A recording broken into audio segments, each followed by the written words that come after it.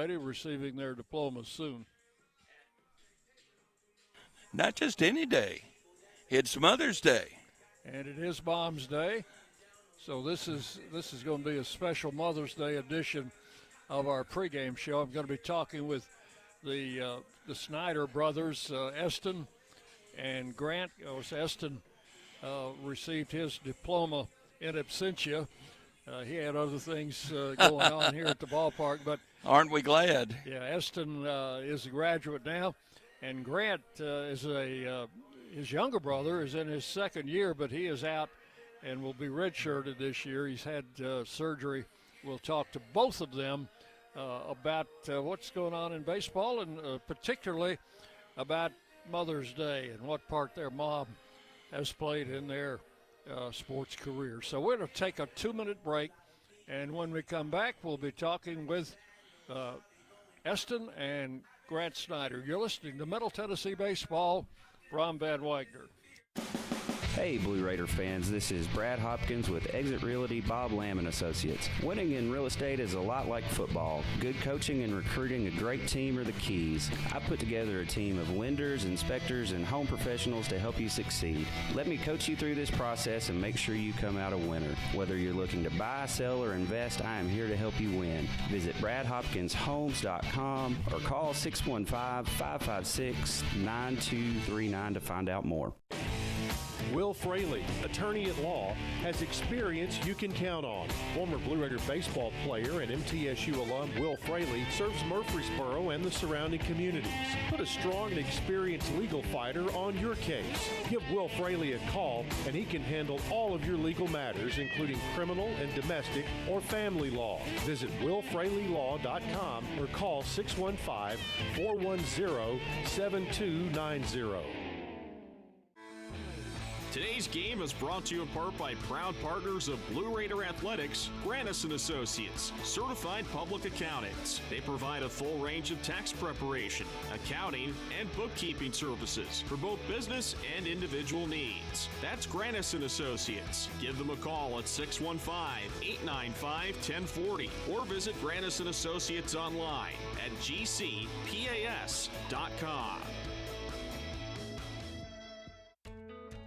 Not feeling well and need to see a doctor? Find the care you need now at Ascension St. Thomas. We're here with 24/7 ER care, same-day care, and walk-in urgent care for broken bones, sprains, allergies, sore throats, and more. Visit ascension.org/St. Thomas Care to get the right care at the right place at the right time. Serving Middle Tennessee State University, Murfreesboro, and surrounding communities. WGNS, the flagship station for Blue Raider sports.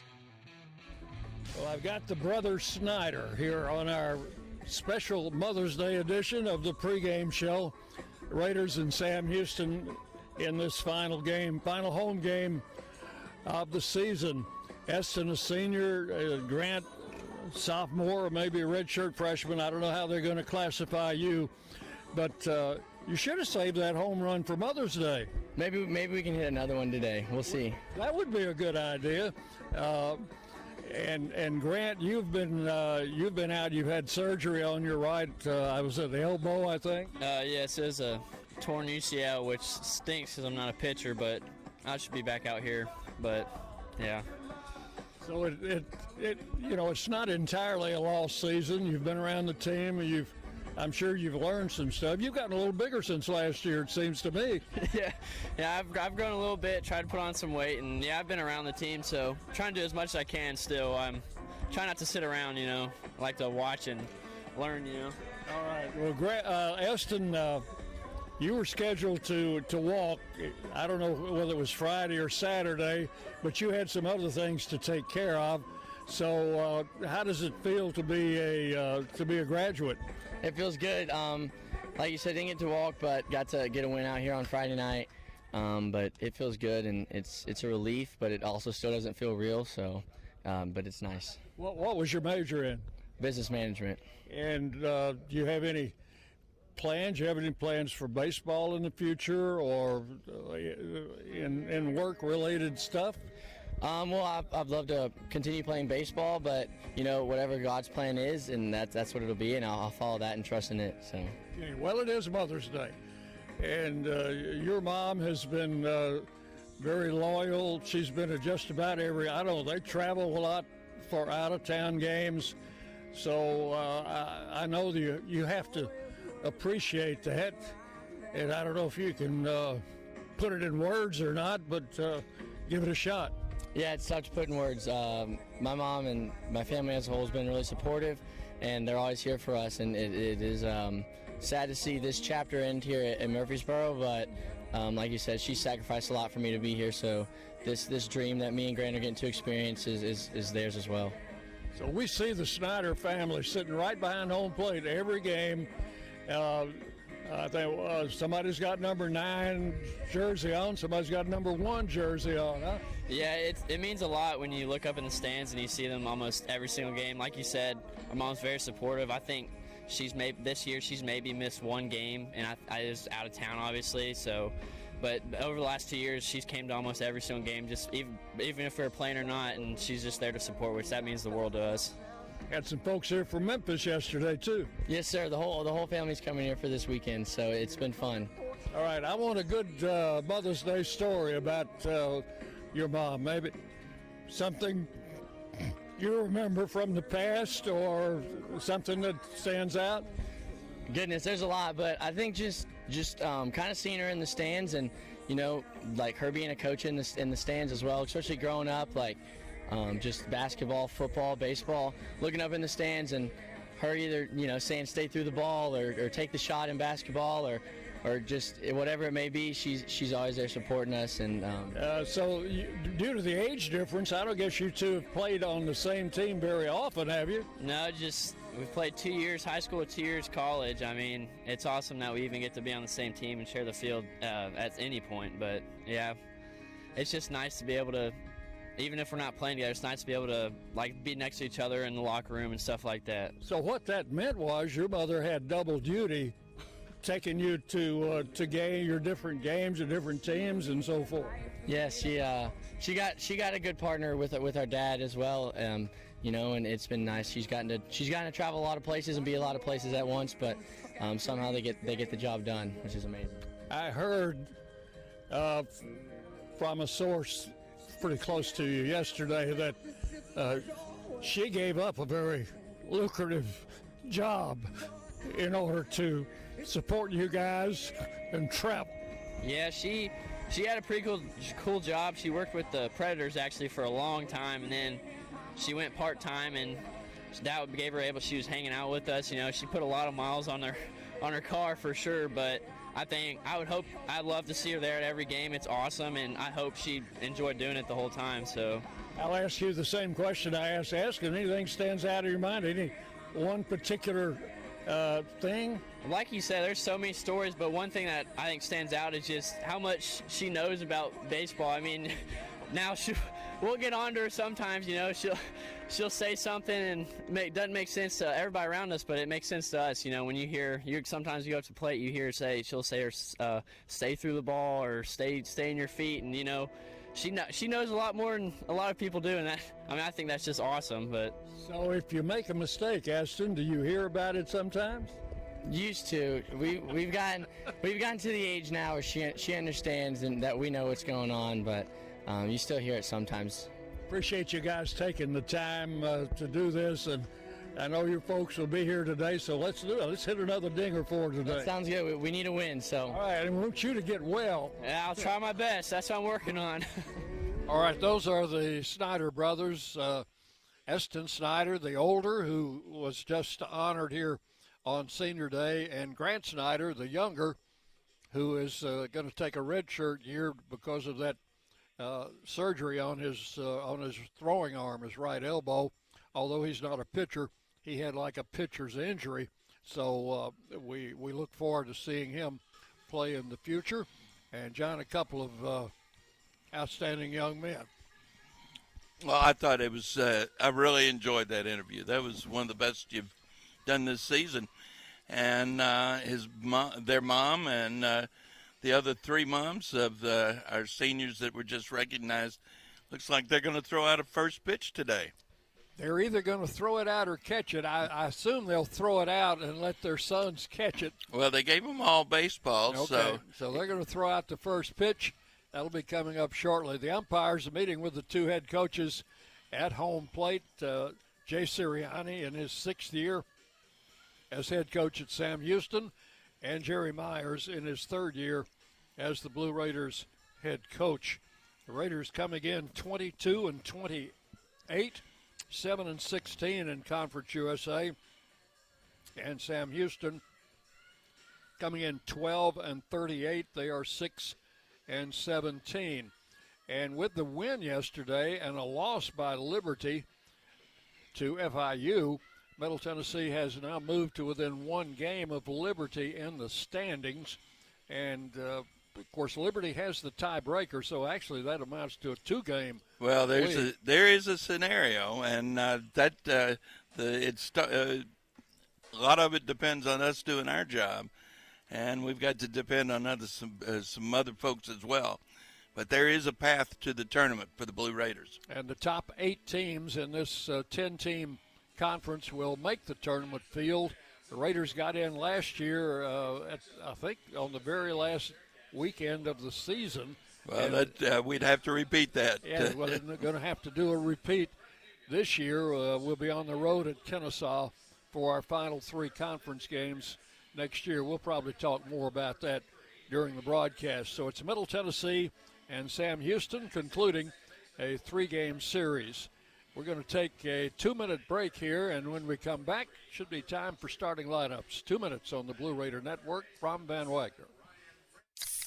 Pepsi Zero Sugar has taken its flavor to the next level. A Zero Sugar Cola has never tasted this good. But we don't expect you to take our word for it, so we're putting it to the test, starting with me. My mouth is watering already, so I think we can skip the drum roll and get right to the main event. Cue the fireworks. We have an official best Zero Sugar ever. It's delicious, it's refreshing, and it's so good you'll need to try it for yourself. Trust me. Pepsi Zero Sugar. Zero never tasted so good. That's what I like. This is Chip Walters, and I'm honored to be your 2024 MTAR Realtor of the Year. I'm with Exit Realty Bob Lamb and Associates, and like many of you, I've seen the real estate market shift and change. People often ask, Chip, what's really going on? Well, that's a great question, and I believe in answering with solid, factual data. So let's cut through some of the noise. I invite you to reach out. Let's have a conversation about your real estate goals and the current market trends in your neighborhood. You can find all my contact information at choosechip.net. Las Casas Drugs is a proud sponsor of Blue Raider Athletics, located at 4702 Las Casas Pike, just minutes from Murfreesboro. Las Casas Drugs strives to provide all of your pharmaceutical needs in that hometown atmosphere you deserve. Family-owned and operated, Las Casas Drugs offers free delivery, immunizations, drive-through window, gift shop, merchandise, and medication management programs. Come by and see how we can make a difference. And go Blue Raiders. At State Farm, when home and auto work as a team, you score and save money. I'm State Farm agent Andy Wama. Give me a call at 615-890-0850 and let's work together to win big by saving money on home and auto. With the service you get from State Farm, you might think our car insurance costs more. I'm State Farm agent Andy Wama. Give me a call at 615-890-0850 and let me show you with discounts up to 40%. You may find it even costs less. You're listening to MTSU Sports on WGNS. Final home game of the season, Senior Day, Mother's Day, everything going on today.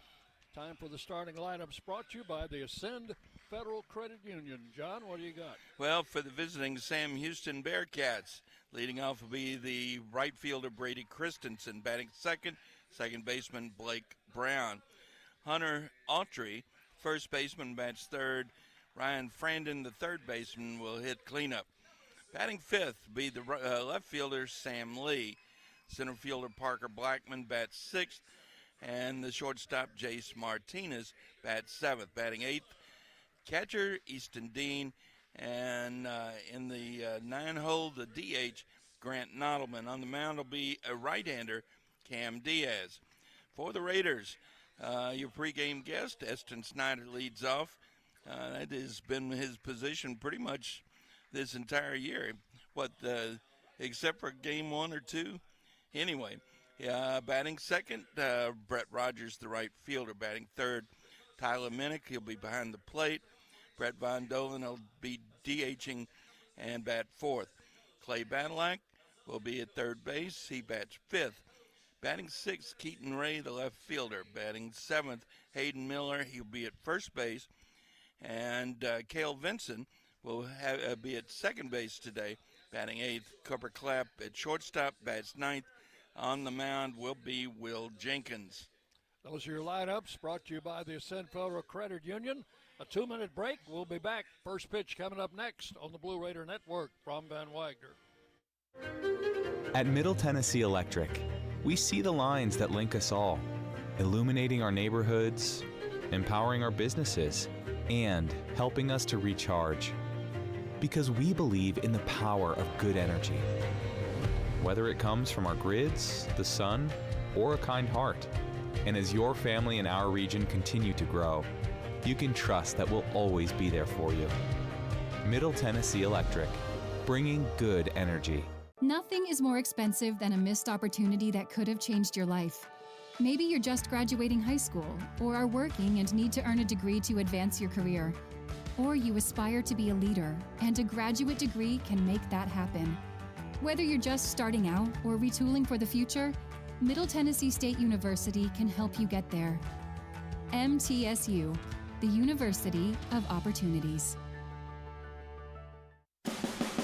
The Blue Raiders are winners in the classroom, on the field, and the courts. Richard Lewis here. I want you to win in real estate also. Buying, selling, auction here in Tennessee, or along the Gulf Coast, a second home, or investing.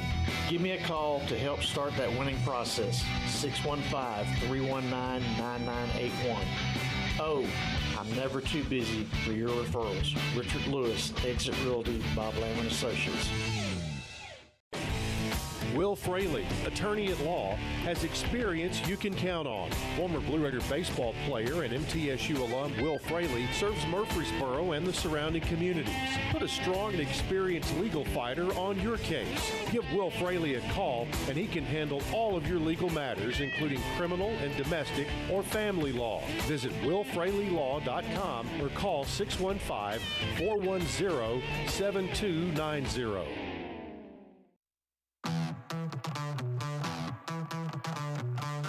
From the Blue Raider Network in Van Wagner College, it's time for Middle Tennessee State University baseball.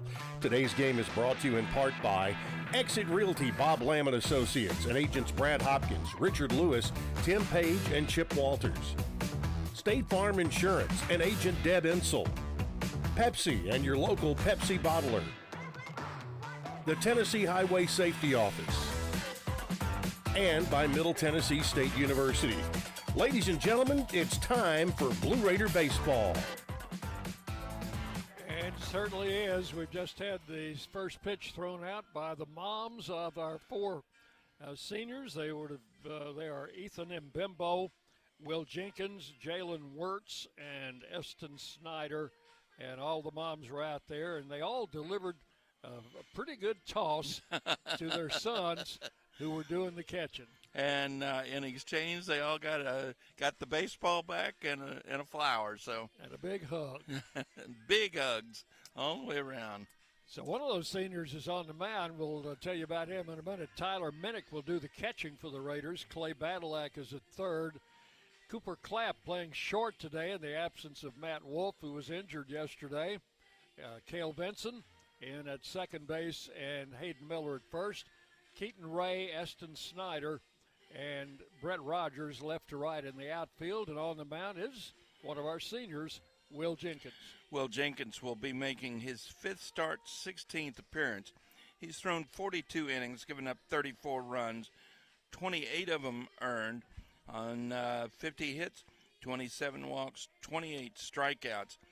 He's got a 6.00 ERA, a 2-5 record, and 2 saves.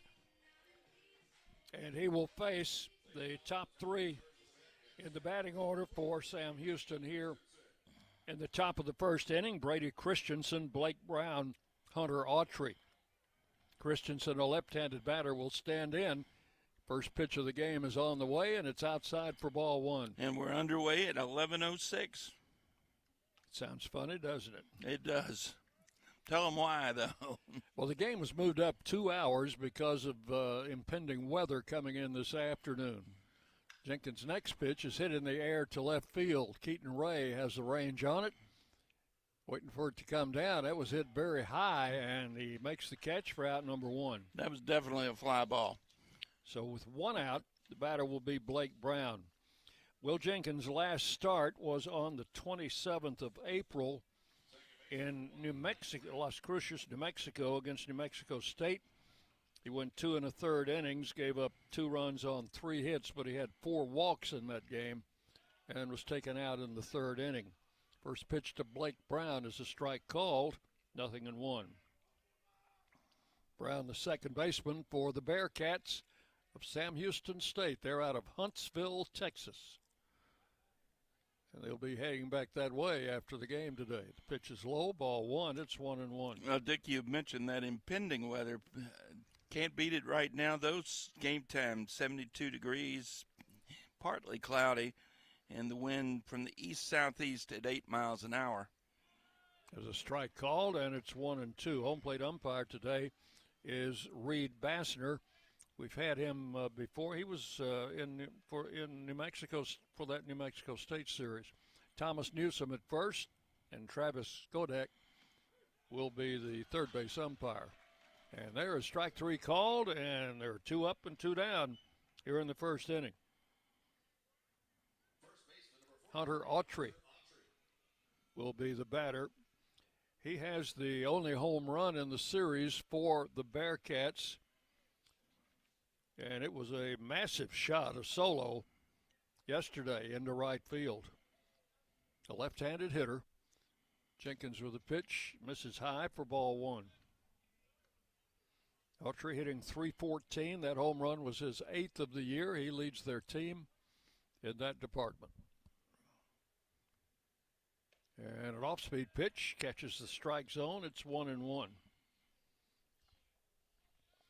Well, if he can hit his spots today, he can go deep into this ballgame. We've seen him do it. So that business at New Mexico State isn't always an indicator of what we could see today. Pitch is inside, ball two. 2 balls, 1 strike. The count to Autry. And Jenkins delivers on a ground ball to the right side. Cale Lawson has it over to first in times. Did I say Lawson? It's Cale Vinson. Of course. I'm sorry about that. And that is all here in the first. 3 up and 3 down for the Bearcats. So we'll go to the bottom of the first inning. It is Sam Houston 0, Middle Tennessee coming to bat on the Blue Raider Network from Van Wagner. Today's game is brought to you in part by proud partners of Blue Raider Athletics, Grannis & Associates, certified public accountants. They provide a full range of tax preparation, accounting, and bookkeeping services for both business and individual needs. That's Grannis & Associates. Give them a call at 615-895-1040 or visit Grannis & Associates online at gcpas.com.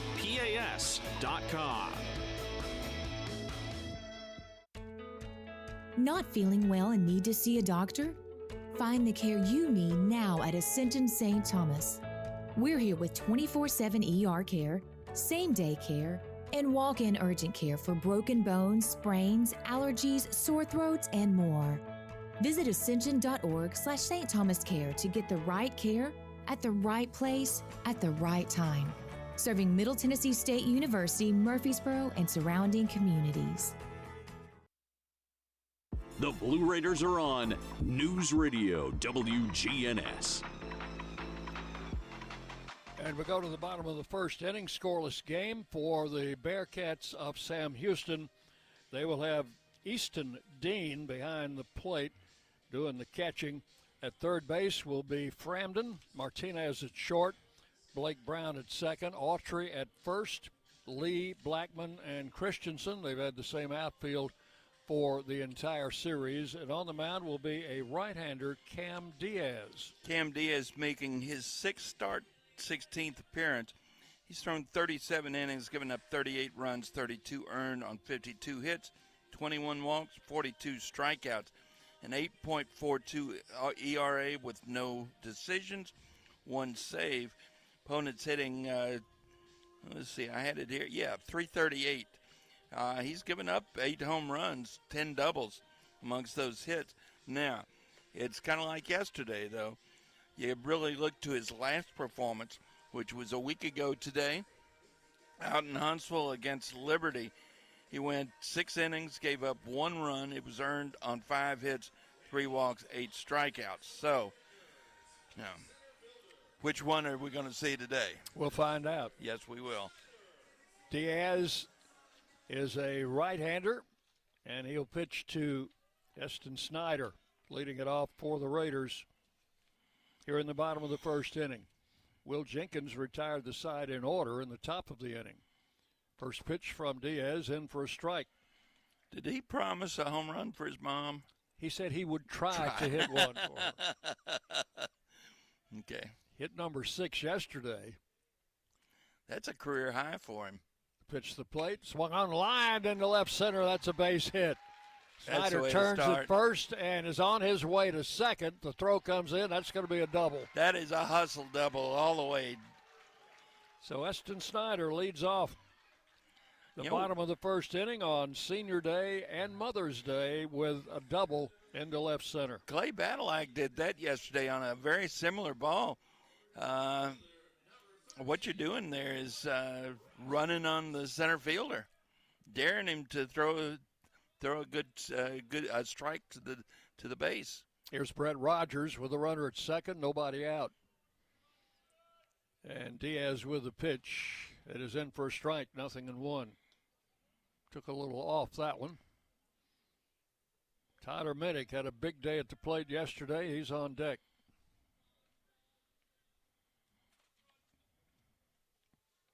Right-hander looks back at second and delivers the pitch inside to Rogers, 1-1. Brett hitting .331. He is second on the team to Eston Snyder as far as batting average is concerned. 1 ball, 1 strike. Swing and a miss. Pulled the string on him there, and it's 1-2. Brett has a home run in this series, hit it on Friday night. That was his 3rd of the season. Snyder leads at second, and the 1-2 on the way inside. 4-2, 2-2. Snyder also leads the team in stolen bases with 22, and is second in the league in that department. He's 5th in the league in hitting. So he has a decent lead at second base. The pitch to the plate just missed. Ball 3. Count will go full to Rogers, 3-2.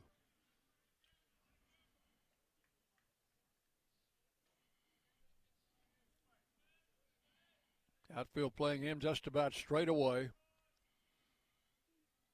And the 3-2 pitch on the way is swung on, bounced past the first baseman. Snyder's going to turn and head for the plate.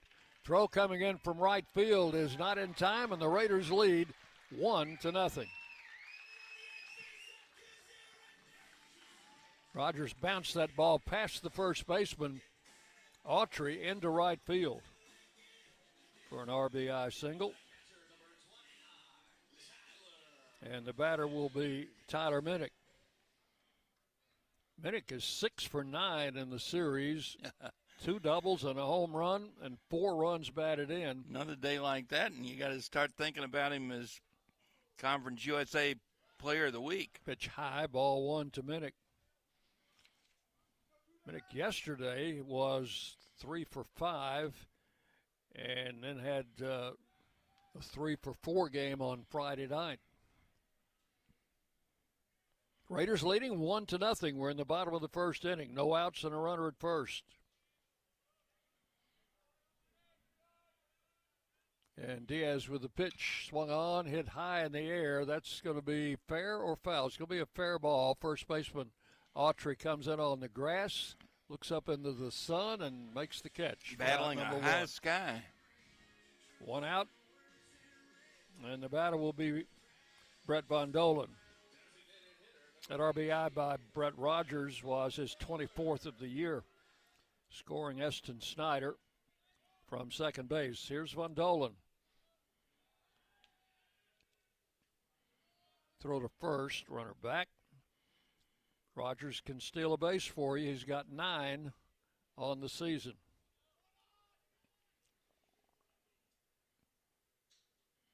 Von Dolen looks at a pitch outside, ball one. Of course it was outside. He started slow yesterday, struck out his first 3 times at the plate, but he finished strong with base hits in each of his last 2 at-bats, both singles. Set up outside again. Line single to right field. Rogers will stop at second as the throw comes in, and the Raiders have the bats working here in the first inning of the game. Well, the book Brett Von Dolen seems to pitch him outside. That at-bat, he took advantage of that, took the baseball, that outside baseball to right field. A good job of opposite field hitting. Here's Clay Badalak, Blue Raider third baseman, bats from the left side. Runners first and second, 1 out. And Diaz, with a long look out there, delivers the pitch, swung on and fouled back to the backstop. 1 strike the count. The reason Badalak, who is listed as a senior, the reason Badalak was not out there on senior day is that he possibly has another year of eligibility remaining because of his junior college playing time. Pitches outside, 1-1. His dad came up before the game to say hey to us, and that was one of the things he was talking about. They're in here from Cincinnati. Runner on second goes. The throw to third, not in time, and Rogers has swiped third base. That'll be his 10th stolen base of the year. Von Dolen at first was not moving, so first and third with a 2-1 count to Badalak.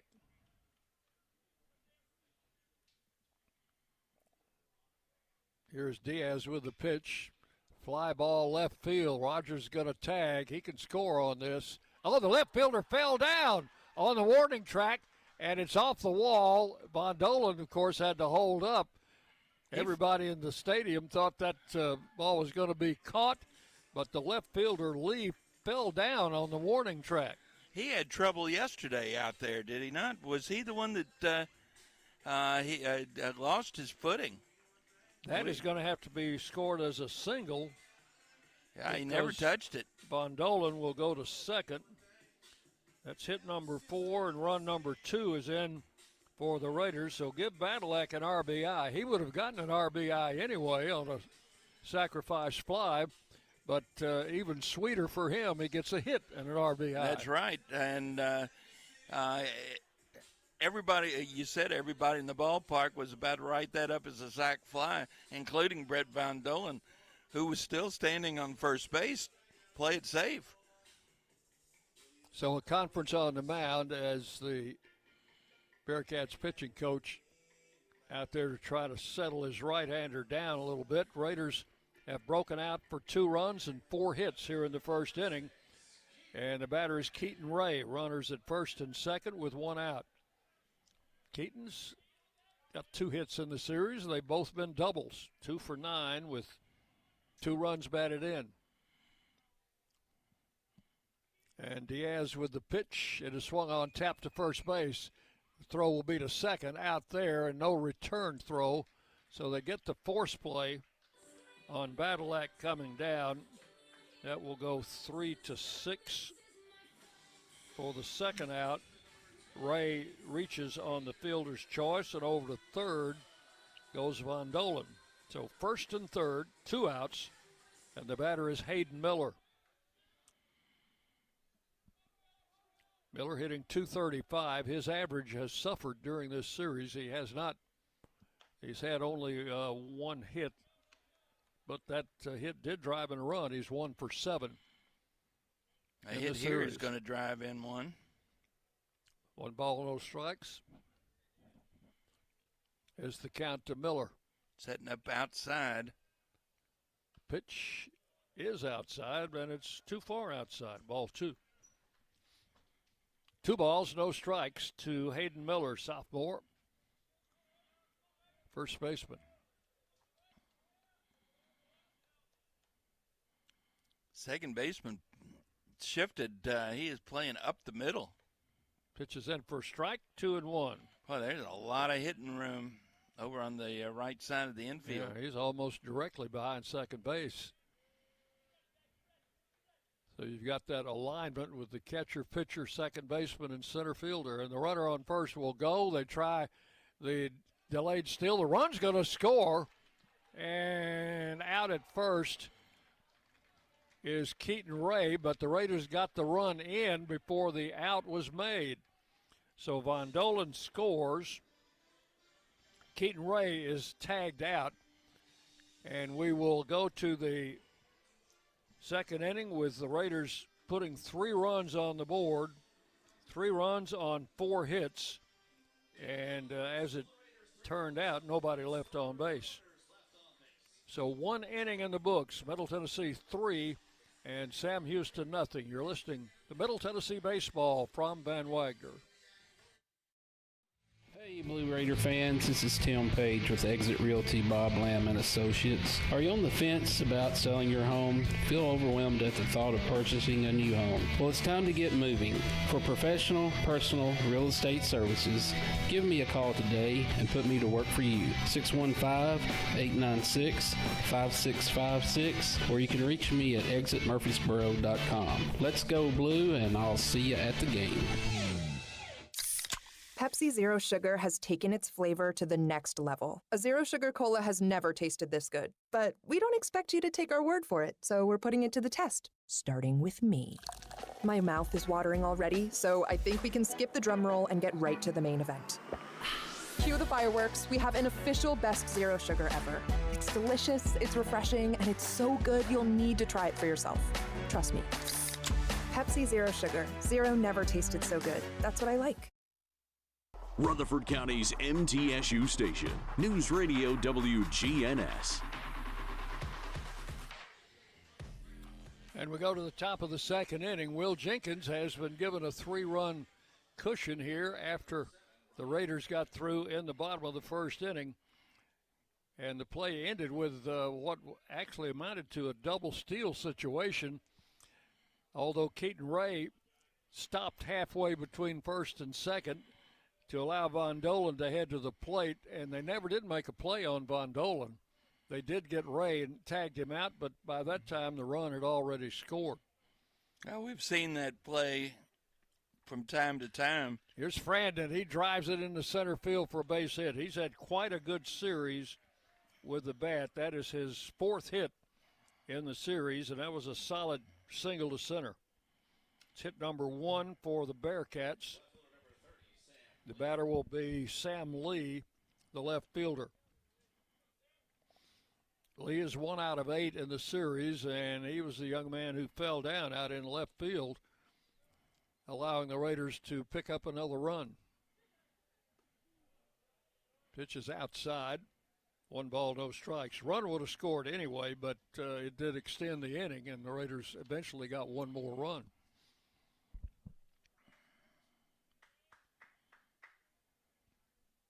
So 1 ball, no strikes. Will Jenkins with a pitch, bunted, foul. And it is 1-1. Did he actually get the bat on that? Well, I was waiting to see. No, he did not. They're saying 2-0. That's why Minnick was in such a hurry to pick up the ball. That's right. So it's 2-0, not 1-1. Throw to first, and the runner back. Lee, a freshman. And he is 1 out of 8 in the series. Full slate of Conference USA baseball scheduled for today. There's a ball chopped to bat, like goes to second. Out there, throw to first, not in time. Vincent couldn't get a lot on that throw, but they did get the lead runner at second. Well, that was going to be a hard one to make a double play on anyway. It was not hit hard to Badalak. I was actually a little surprised that he felt safe enough to go after the lead runner, but it turned out to be a good decision. So the batter is Blackman, the center fielder. First pitch from Jenkins, misses for ball one. I was talking about that Conference USA baseball. The one that we are particularly interested in is underway down in Miami. That's Liberty and Florida International. Jenkins with the pitch, swung on, hit into left field fairly deep as off the wall. That is off the bottom of the wall, right at the Roscoe Brown side. The throw coming in. They'll have runners at second and third. So Blackman got a good piece of that one, and I think Keaton Ray saw right away he was not going to be able to catch it. That's right. Played it well. Ball, there is an indentation at the bottom of the wall all the way around, and there's padding on the wall, but underneath, and it got in, that ball came off, did not come off the wall, got in there for just a moment. Here's Martinez. He will take the pitch high for ball one. The shortstop moved back down in the order after batting cleanup yesterday. He is 3 out of 6 in the series, including a double and 2 RBIs. Will Jenkins with the pitch, and Martinez takes a strike, 2-1. Raiders leading 3-0. We're in the top of the second inning. Final home game of the season.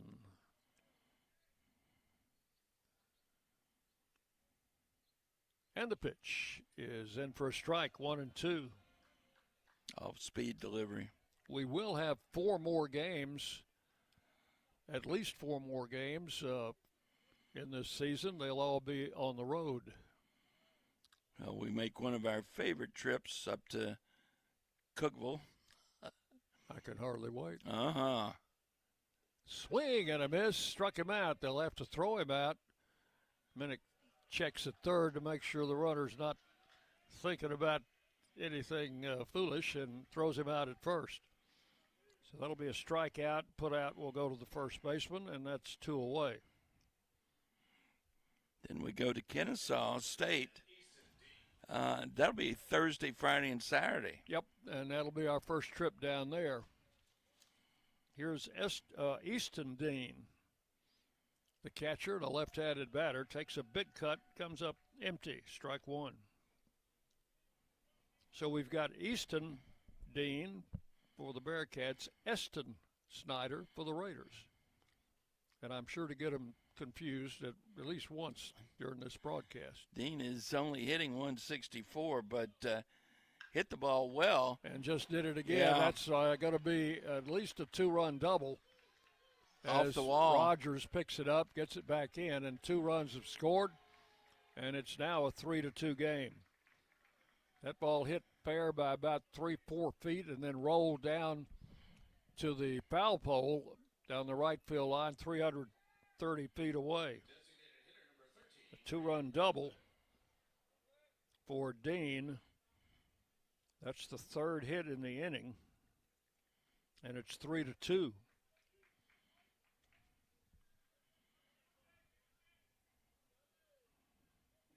The batter is Nottleman. He's in the number 9 slot. Takes the pitch inside, ball one. Used as a pinch hitter for the DH in the first 2 games of this season with left-handed starting pitching for the Raiders in both those games. 1 ball, no strikes. Jenkins with the pitch, swinging a foul back. Count will go to 1-1.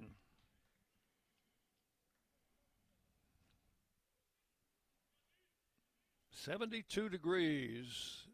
Some scattered white, fluffy clouds. We hope they remain white and fluffy and not dark and ominous.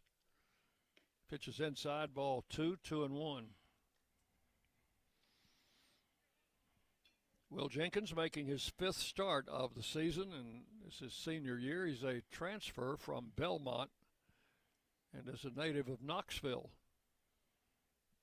The pitch, swing and a bouncing foul. Past first base, gloved there by Miller. Count will go to 2-2. Well, the rain is supposed to hold off till about 5 o'clock now. Earlier in the evening yesterday, they were suggesting it would be here about 3 o'clock, which was why we had the change in game time. Exactly. There's a swing and a tap foul. Count will hold at 2-2 to the number 9 hitter, Grant Nodelman. And because of that change in the time, it looks to me like this is mostly Blue Raider parents in attendance today. Yes. 2 balls, 2 strikes. Jenkins with the pitch. Line foul and out of play. Down on the left side, we got some youngsters down there who will gather up. I expect more than one souvenir baseball You today. can count on it. 2-2. And the pitch is swung on, bounced again, foul just outside the bag at first. So the count holding at 2 balls, 2 strikes. 3 hits in the inning, 2 of them doubles for the Bearcats, and they've gotten right back in this game. It's 3-2. Jenkins delivers and a bouncing ball to second. Cale Vinson has it over to first, and that's going to retire the side in the second inning. But the Bearcats come up with 2 runs on 3 hits and 1 man left. We'll go to the bottom of the second inning. Middle Tennessee 3, Sam Houston 2. You're on the Blue Raider Network from Van Wagner. Concert, or when the crowd becomes one at a big game. You can almost feel like you're the biggest fan. But who's your biggest fan? It's the person that will get you home safely after a night of drinking. It's the person who looks out for your life to make sure you leave the stadium with someone sober. This could be a designated driver or someone who offers to get you a ride share. Because in Tennessee, fans don't let fans drive drunk.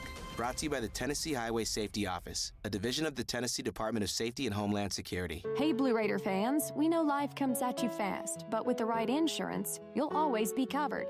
Whether it's home, auto, or life insurance, your local State Farm agent, Trevor Haggard, former MTSU baseball player, is here to help you protect what matters most. Give him a call at 615-203-5522 and find the right plan for you.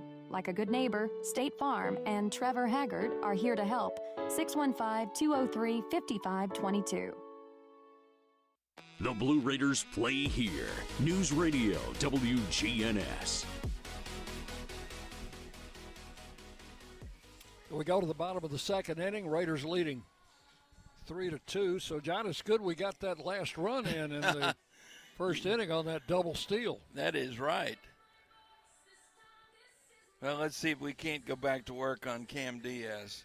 Hayden Miller saw about 3 or 4 pitches when the Raiders went running, and then so he gets to lead off the inning with a fresh count. He's had the advantage of seeing Diaz throw some pitches. First one is grounded foul over past the Sam Houston dugout. There's a young man with a glove and gloved that ball on the rebound. 1 strike to count to Miller. Threw it to his buddy. They've got a couple baseballs now. Pitch misses inside, 1-1. Hayden Miller, transfer from the College of Charleston. He is a sophomore. And he's provided some right-handed power in this lineup at times. Swing and a miss, 1-2 the count. Has 10 home runs on the year. Cale Vinson waiting to hit next. And the right-hander delivers, and a ball hit foul and out of play. No. No, it's still in play. third baseman ends up taking that ball, came back on him. That one curved a little bit. A lot. Looked like it was going out this way, came back that way. And the third baseman, Franzen, ends up making the play. Maybe there's more wind out there than we thought. Well, when we talk about that east-southeast wind, you know, a south wind blows out to right field. There's a little tap. Pitcher's going to pick it up. Benson didn't mean to swing. He was trying to check his swing, and bat accidentally hit the ball, and that's out number 2. Well, that east-southeast wind means that it's blowing straight out to center field. Now, it's not blowing hard right now, but a little earlier it was fairly brisk. This is Cooper Clapp, who's playing shortstop today. In the absence of Matt Wolf, who was injured yesterday, the first pitch backs him out of there, ball 1. Kind of had to skip the rope. Cooper's 2 out of 7 in the series. Base is empty, 2 outs. I think we got a shoelace problem out there on the mound. Cam Diaz took a moment to take care of that. 1 ball, no strikes, the count to Clapp. Pitch is in for a strike. It's 1-1. You know, his dad's club is won 7 in a row, Dick.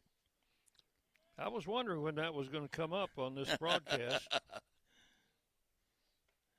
Pitch is inside, ball 2, 2-1. Of course, Cooper's dad is Stubby Clapp, who is the first base coach for the St. Louis Cardinals.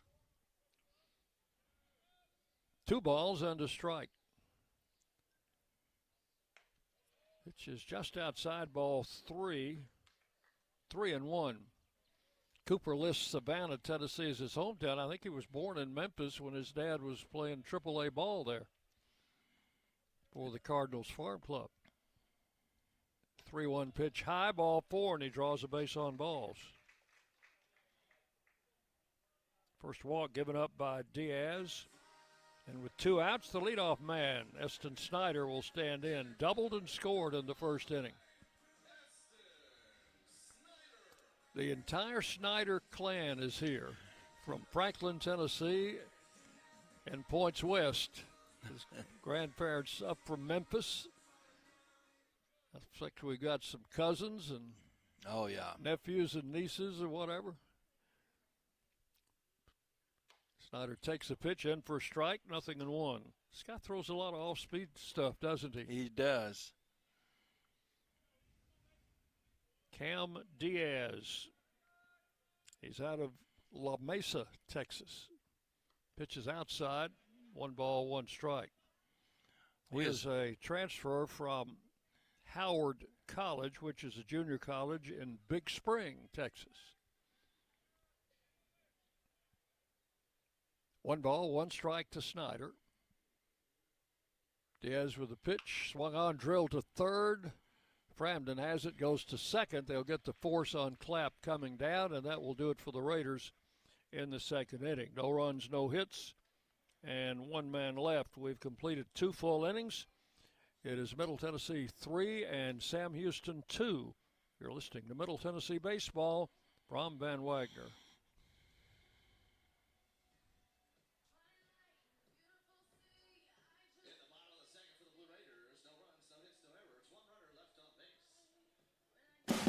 Hey Blue Raider fans, this is Brad Hopkins with Exit Realty Bob Lamb & Associates. Winning in real estate is a lot like football. Good coaching and recruiting a great team are the keys. I put together a team of lenders, inspectors, and home professionals to help you succeed. Let me coach you through this process and make sure you come out a winner. Whether you're looking to buy, sell, or invest, I am here to help you win. Visit BradHopkinsHomes.com or call 615-556-9239 to find out more.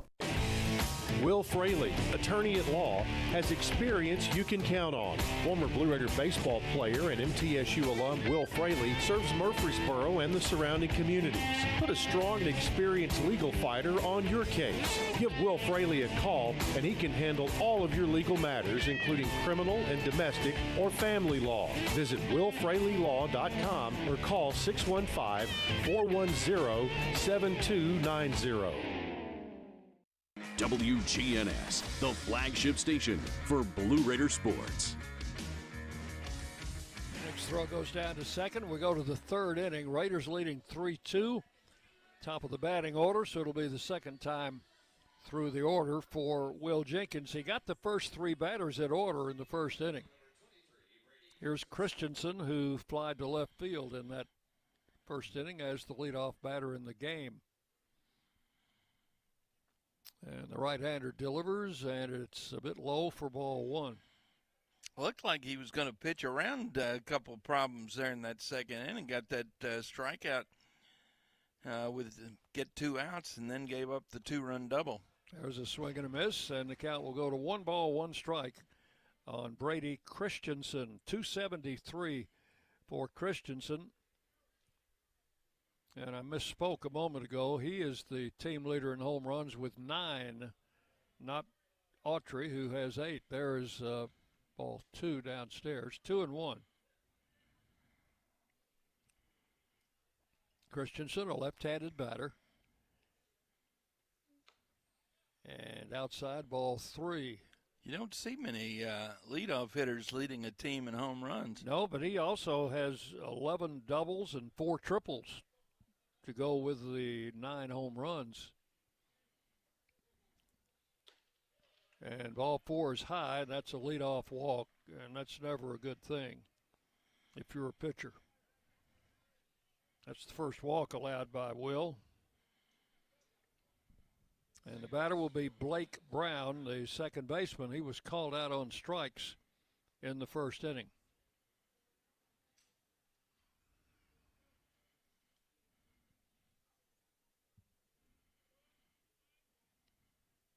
Jenkins comes set and makes a quick throw to first. The runner is back. The Sam Houston assistant coaches are Shane Wedd in his 10th year, Jake Carlson, his second year, who is got him. He picked him off, Dick. First base. All right.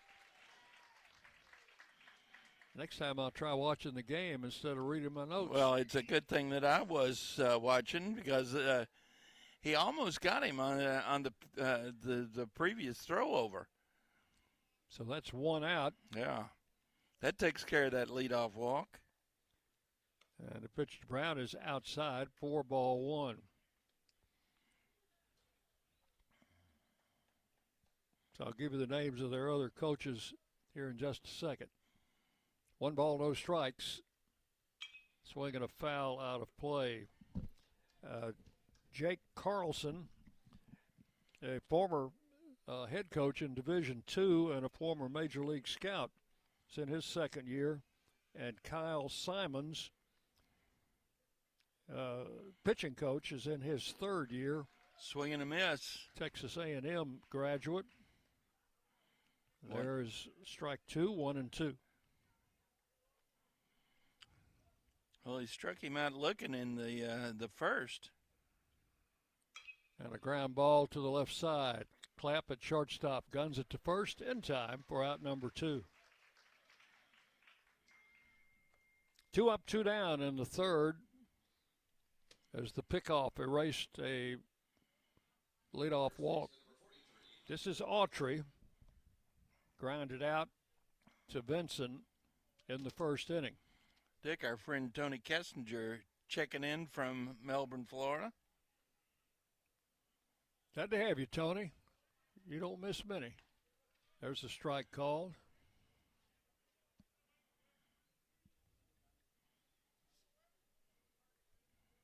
Tony's not going to make it up here this season. He usually tries to get here for one game. Pitch is low, 1-1. Base is empty, 2 outs.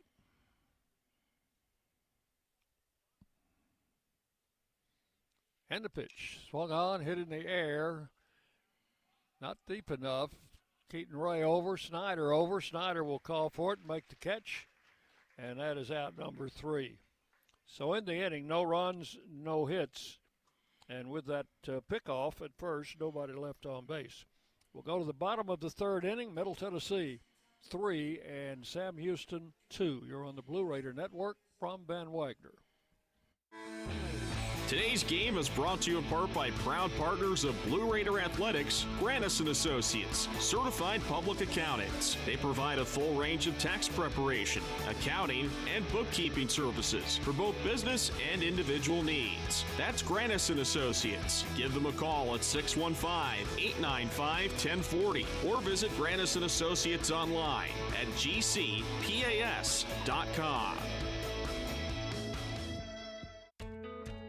Not feeling well and need to see a doctor? Find the care you need now at Ascension St. Thomas. We're here with 24/7 ER care, same-day care, and walk-in urgent care for broken bones, sprains, allergies, sore throats, and more.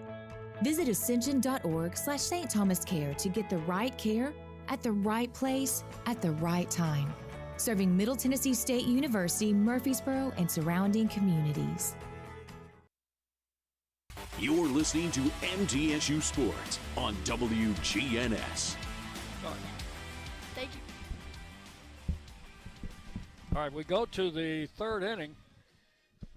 Raiders leading by a score of 3-2. And the batter is Brett Rogers.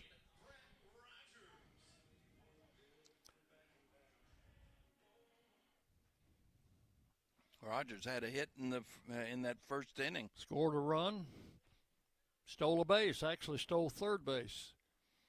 Pitches outside, ball 1 to Brett Rogers.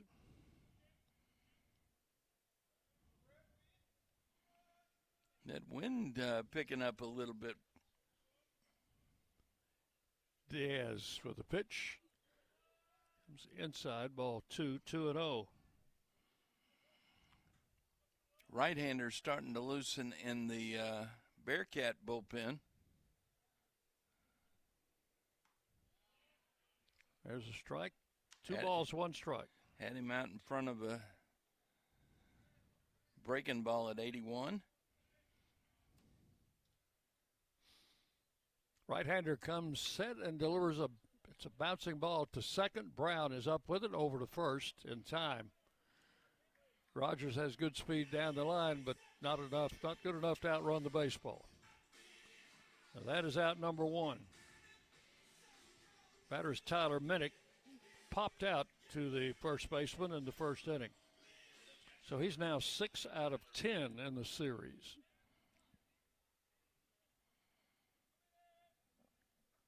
And as you say, he might be a good candidate for hitter of the week in the conference. Pitch misses outside, ball 1. I wonder if they go Sunday through Saturday or Monday through Sunday. I don't know how they arrange that. Outside, ball 2-0. 1 out in the third. Diaz keeping with that pattern that we've seen throughout this ball game, going outside. There's a ball hit deep to left field. It is not going to stay fair. If it stayed fair, it would have been gone. It is a foul ball. That's a rather late call by the umpire. Well, it was. It didn't go foul until late. It was right down the line. He was just. Minnick was halfway to first base. Getting ready to go into his trot, right? That ball was high enough. Had it stayed fair, it might have gotten into the football stadium. I don't know if it was quite that high or not, enough or not. Here's the pitch, and that one hit him. It looked like it caught him in around the breastbone, in the chest. Well, he's a catcher. He's tough. So Minnick hit by a pitch. Will go down to first base, and with 1 out, the batter is Brett Von Dolen. Von Dolan singled and came around to score later on the front end of a double steal. Pitch is outside, 1 ball, no strikes. That's going to sound like a broken record before we threw today. Pitch outside. Yep. Especially with Von Dolan. And they're set up outside again. Swinging a foul back. No, he didn't foul that. That's going to be a wild pitch, I guess, because the runner's at second now. Well, it went back to the backstop just like a foul ball. So I guess it was a swing and a miss, and the ball got by the catcher. Got a wild pitch. Minnick advances to second. Pitch is outside, ball 2, 2-1. They haven't made a decision yet whether it's a wild pitch or a pass ball. Here's Diaz with a 2-1 pitch, ground ball right side. That'll get that roll, bobbled by the second baseman, and he is safe at first. That's got to be an E4.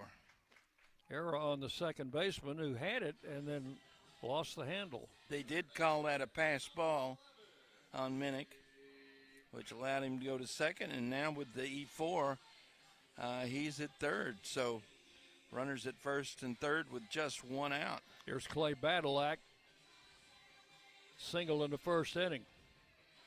RBI single. Got another chance for an RBI here. First and third, 1 out. The Bearcat middle infielders playing back. And the pitch to the plate, swung on and missed, strike 1. Had him out in front of that one. Raiders batting in the bottom of the third, leading 3-2, but have 2 men on with only 1 out. Ground foul over in front of the Bearcat dugout down the third base side. Count goes to 0-2. Clay trying to go opposite field with that ball.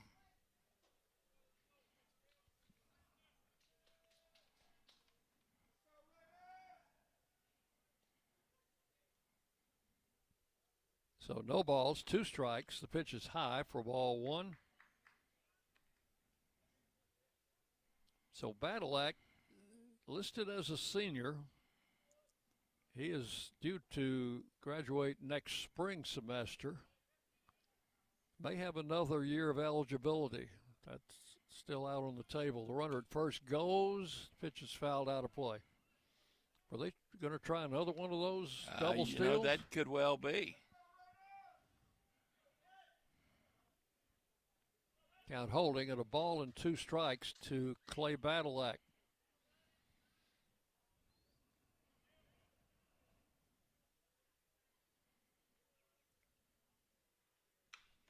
This one is high in the air. Minnick's going to tag. May not be deep enough. Center fielder's got it. He's going to test him.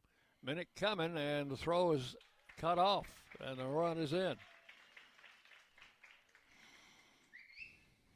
So Badalak with his second RBI of the game, this on a sacrifice fly to center field for out number 2. You get the idea they're not particularly impressed by the center fielder's arm? Well, he's a freshman, and he's, I'm sure, still learning the position out there. So, yeah, they've been taking advantage of him. Here's Keaton Ray. Throw to first, and the runner back in there.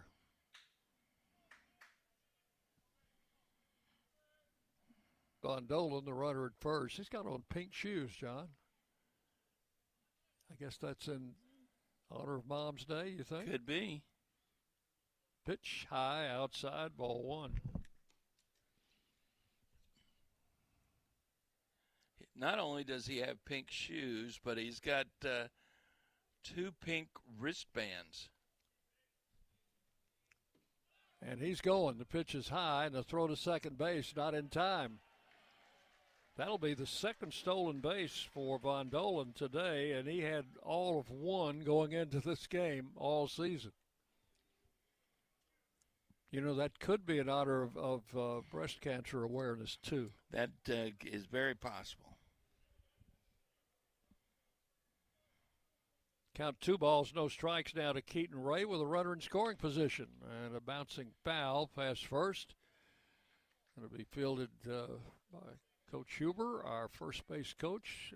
Made a clean pickup on that one. Well, that's because he is an infielder by trade. So 2 balls and a strike. The pitch, swing and a miss. Count will go to 2-2. Keaton Ray has got the pink armband. Yeah. And so does Hayden Miller on deck. I would say that's all in honor of Mother's Day. I would think so. Runner's going. Pitch is fouled high in the air, and boo. We've turned Von Dolan into the new version of Maury Wills out there. Oh, yeah. Lou Brock. 2 balls, 2 strikes. He was running on the pitch.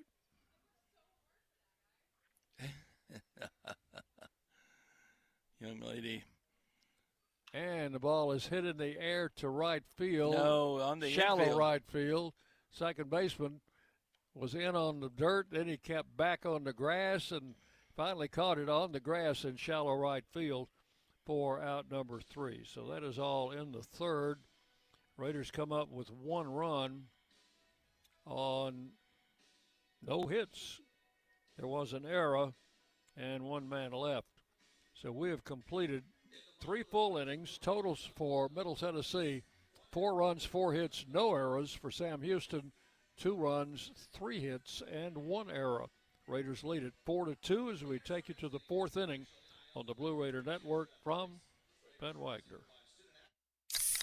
Pepsi Zero Sugar has taken its flavor to the next level. A Zero Sugar Cola has never tasted this good. But we don't expect you to take our word for it, so we're putting it to the test, starting with me. My mouth is watering already, so I think we can skip the drum roll and get right to the main event. Cue the fireworks. We have an official best Zero Sugar ever. It's delicious, it's refreshing, and it's so good you'll need to try it for yourself. Trust me. Pepsi Zero Sugar. Zero never tasted so good. That's what I like. This is Chip Walters, and I'm honored to be your 2024 MTAR Realtor of the Year. I'm with Exit Realty Bob Lamb and Associates, and like many of you, I've seen the real estate market shift and change. People often ask, Chip, what's really going on? Well, that's a great question, and I believe in answering with solid, factual data. So let's cut through some of the noise. I invite you to reach out. Let's have a conversation about your real estate goals and the current market trends in your neighborhood. You can find all my contact information at choosechip.net. The Blue Raiders are on News Radio WGNS. Before we head to the 4th inning, let's take 10 seconds. You're listening to Blue Raider Baseball from Von Wagner. The flagship station for Middle Tennessee sports, WGNS. Murfreesboro, Smyrna. The Blue Raiders play here. Dick Palmer, John Caller with you from Reese Smith Field on it's Sunday yet? Nope, it's 11:59. So we're still on a Sunday morning. Here's Ryan Frandon, the third baseman, had a single in the 2nd inning. As the leadoff batter in that inning, takes the pitch for ball 1. Brandon now with 4 for 9 in the series, including a double and 2 runs batted in. So he's had a good series for them. Takes a strike at the letters, 1 ball, 1 strike.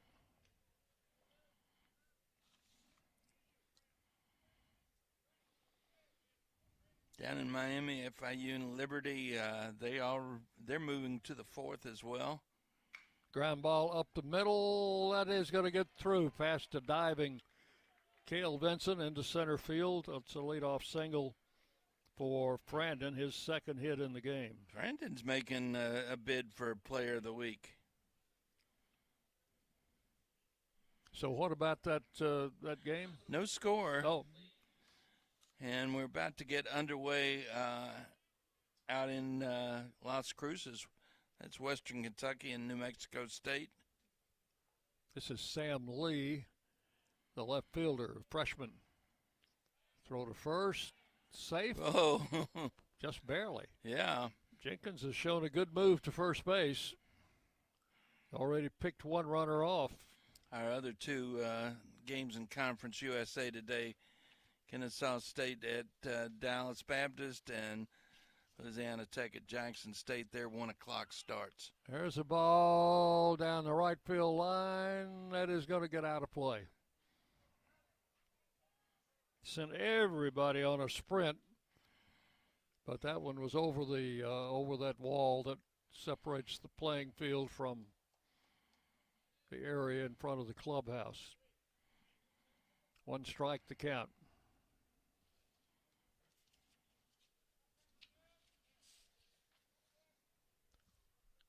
Jenkins with the pitch, hit him in the back. Actually, I think he got him in the helmet. Up on the earpiece. Same spot that Matt Wolf got hit at Lipscomb the other day.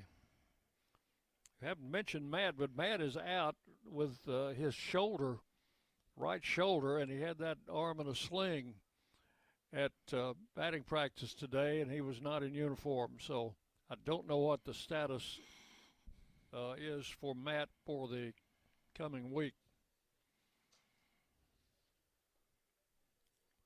They're walking Sam Lee down to first base. I guess this is making sure that he knows it is Sunday and you're not seeing double. And pickoff last inning by Will Jenkins was his second of the season. And Coach Myers is going to use this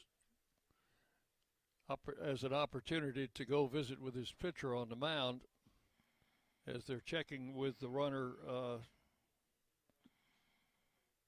Sam Lee, who was hit. Apparently he's going to stay in the game. The coach wants to,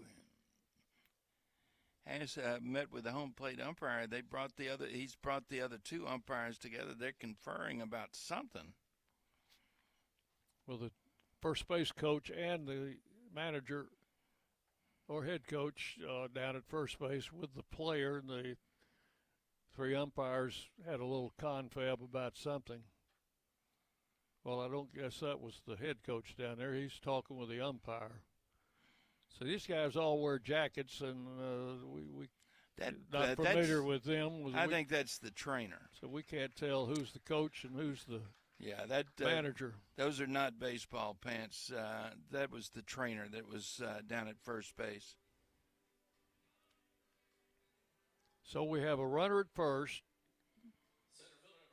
and a runner at second with no outs. First and second, no outs. And the batter will be Parker Blackman, the center fielder. Lee is still in the ball game, so hope he's okay. Blackman doubled into left center in his first at bat. This pitch is fouled out of play, strike 1. Tried to bunt that baseball. First and second, no outs. That's a great bunting situation.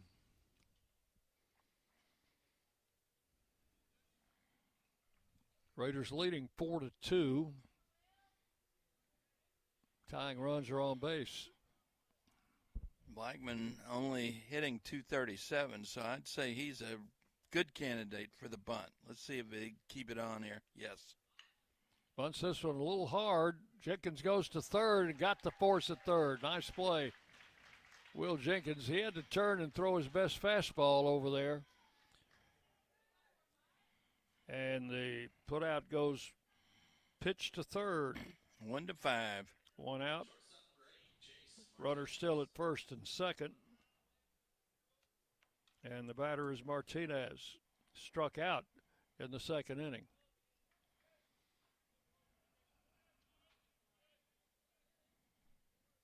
Jenkins comes set. And the pitch to Martinez in for a strike, 0-1. Liberty had the bases loaded in the top of the fourth, did not score. Oh, good for them. Or good for FIU. They need to get 8 or 10 runs now and break that one open. Pitch to the plate, swing and a miss. The count will go to 0-2 on Martinez.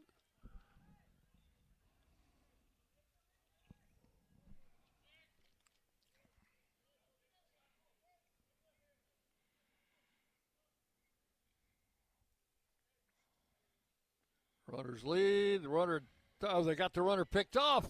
Throw to third, and he's out. That'll go as a caught stealing. Sam Lee started a little too soon on what I thought was going to be a double steal, but the runner at first did not break. So he remains over there at first. Will Jenkins very wisely just steps off the mound and heads toward the runner, and as he got closer, throw to first, they almost had him picked off. Wow. Count is 2 strikes on Martinez, and the Raiders are picking them off like flies. Jenkins pitch, low, ball 1-1-2. So we've gone from what looked like a precarious situation with runners at first and second, nobody out. Now it's runner at first with 2 outs. Runner goes, throw to second base. It's there in time, and he is out at second. Well, we get 3 outs on the bases in that inning, John. And the Raiders will maintain their lead. No runs, 1 hit, nobody left. So we'll go to the bottom of the 4th inning. Middle Tennessee 4 and Sam Houston 2 on the Blue Raider Network from Van Wagner. Las Casas Drugs is a proud sponsor of Blue Raider Athletics, located at 4702 Las Casas Pike, just minutes from Murfreesboro.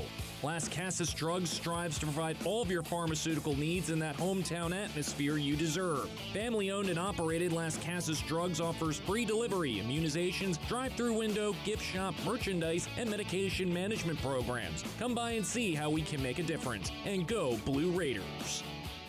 At State Farm, when home and auto work as a team, you score and save money. I'm State Farm agent Andy Wama. Give me a call at 615-890-0850 and let's work together to win big by saving money on home and auto. With the service you get from State Farm, you might think our car insurance costs more. I'm State Farm agent Andy Wama. Give me a call at 615-890-0850 and let me show you with discounts up to 40%. You may find it even costs less.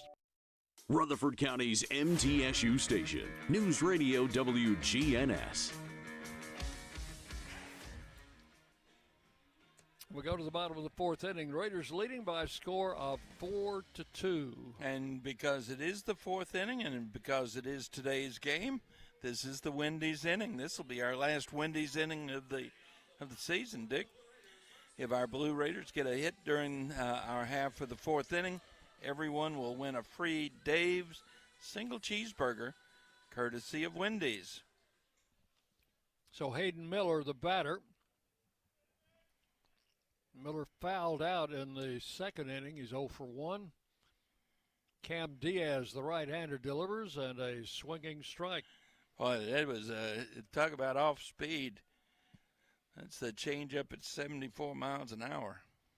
It'll be Miller, Benson, and Clapp here in the 4th inning. Pitch misses for a ball, 1-1.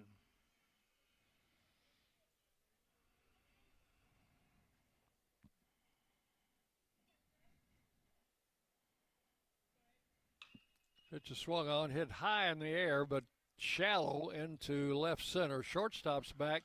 Center fielder comes on at the last second, makes the call, and takes it for out number 1. And he was the player who had the best angle on that one.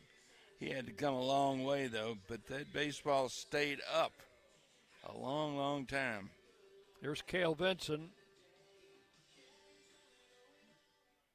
Bounced out on I didn't mean to swing in the 2nd inning, trying to check his swing and rolled back to the pitcher. Showed bunt, takes the pitch for a strike, 0-1.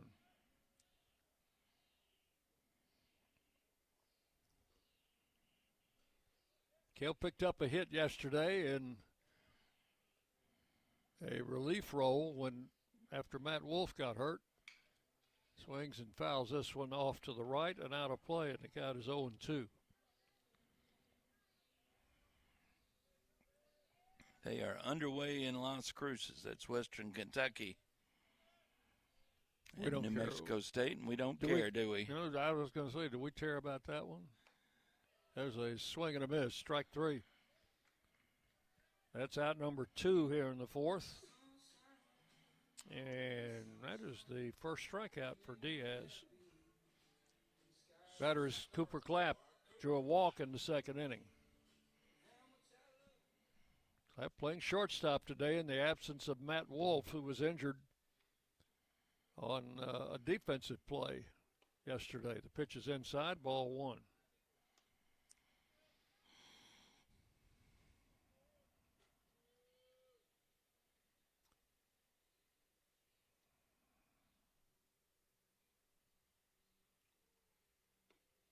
And ball 2 misses, same spot, 2-0. Did we mention these Sam Houston uniforms today? Orange tops. Look like San Francisco Giant orange tops. Gray pants, and the Raiders on the home whites again with the nice royal blue. And the blue hats. Yep. I like it. That's the traditional look. I love it. 3 balls, no strikes now to Clapp. And Diaz with the strike called, 3-1. That was the old automatic. Eston Snyder waiting. Would love to get a chance to hit in this inning.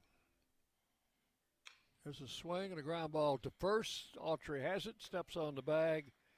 That will retire the side. 3 up, 3 down. Sorry, folks, no cheeseburger this time. That sounds like a country music song just waiting to happen, Dick.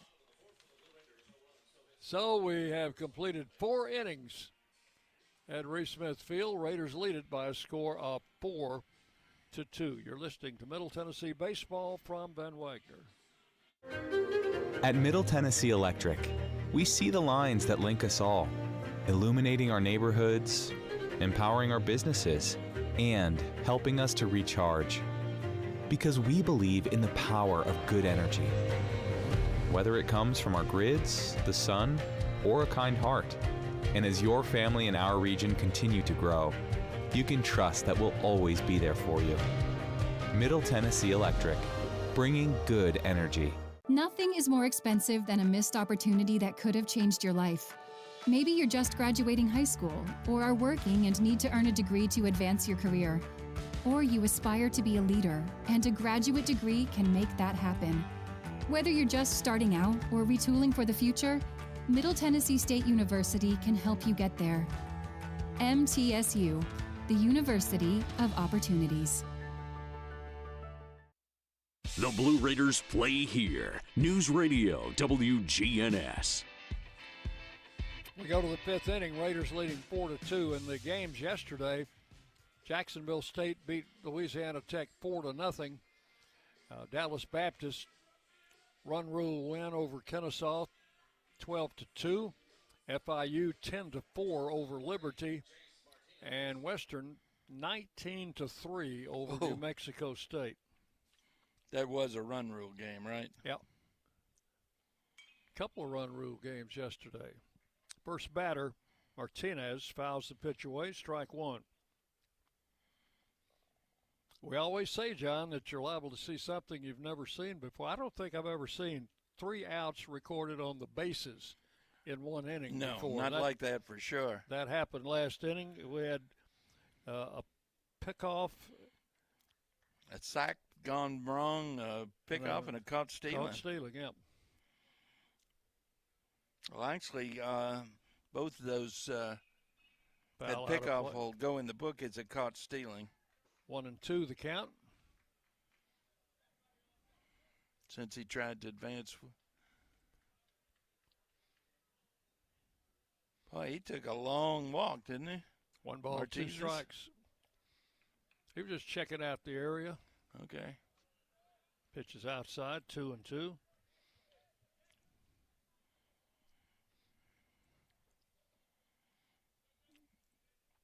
Martinez leading off the 5th inning for the Bearcats, and the pitch comes in low for ball 3. 3 balls, 2 strikes.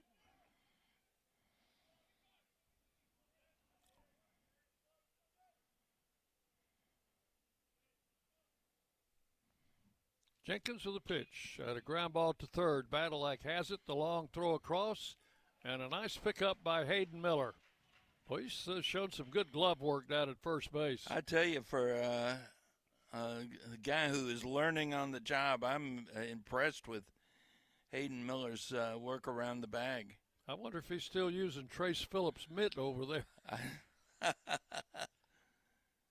What do we got here? I think Jerry has noticed, Coach Myers has noticed something about Will Jenkins. He got the umpire to walk out there with him. I think he was just saying, "Are you okay?" He says, "Yes." Did you see anything? I did not, but apparently they saw something from the dugout. So 1 out in the 5th. The batter is Easton Dean. Doubled in the 2nd inning. Hit the ball hard. Takes a big cut at this one and hits it foul off to the left side. Badalak over there reaches, and he's got it. He had to reach over the rail of the dugout, into the dugout, and made that play. And I guarantee you he wasn't getting any help from anybody in an orange jersey over there. So Badalak stayed with it. That was right down at the lower end of the Bearcats dugout down the third base side. So 2 outs, and the batter is Nottleman. Takes a strike on the inside corner, 0-1.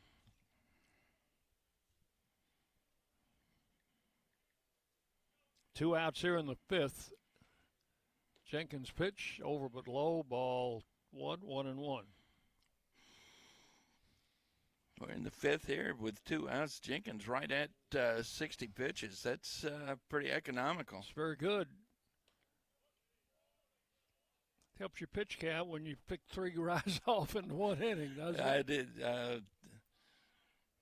2-1 the count. Sam Houston has made some mistakes on the base paths this weekend. Swinging a foul back. The count will go to 2-2 on Nottleman. Nottleman, the DH out of Lincoln, Nebraska, junior college transfer. It's in his first year with the Bearcats program. Ground ball to second.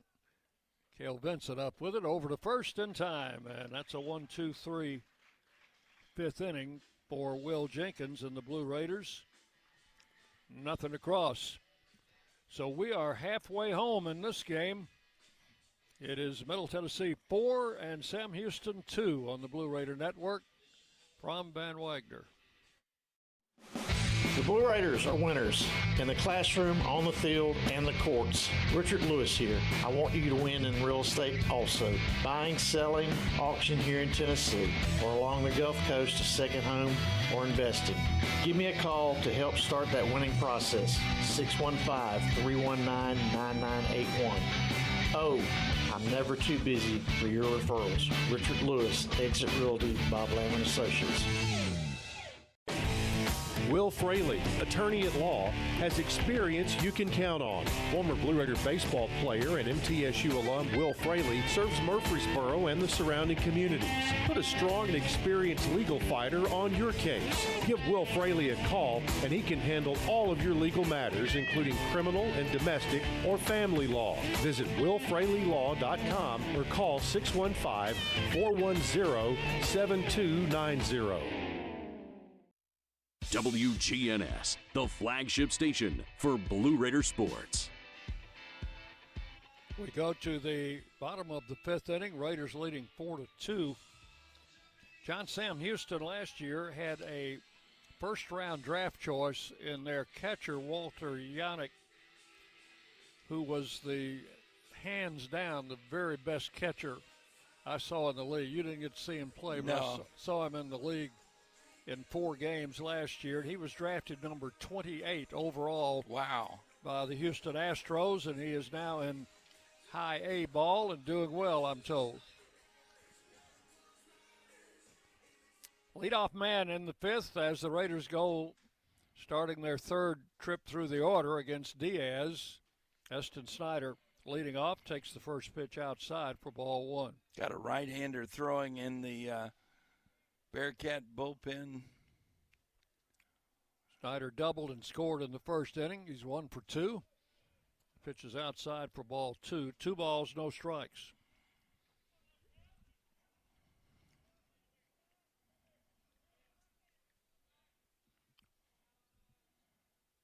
Diaz pitches from the set position and misses outside for ball 3.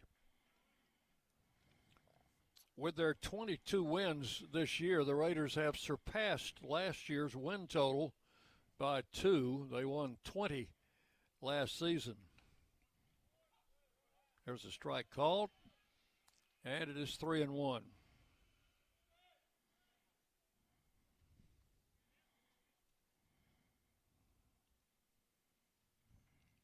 And Diaz with a pitch.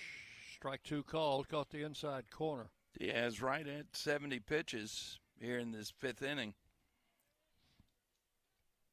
3-2 the count. Snyder leading off the 5th for the Raiders.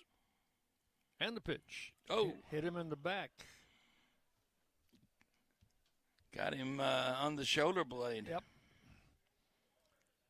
So Snyder hit by pitch. Diaz has hit 2, and our pitcher, Will Jenkins, has hit 1. Coach Myers out to check with Eston to see if he's okay. In his previous 15 appearances, he had only hit 4. So we've got a runner at first with no outs, and the batter is Brett Rogers.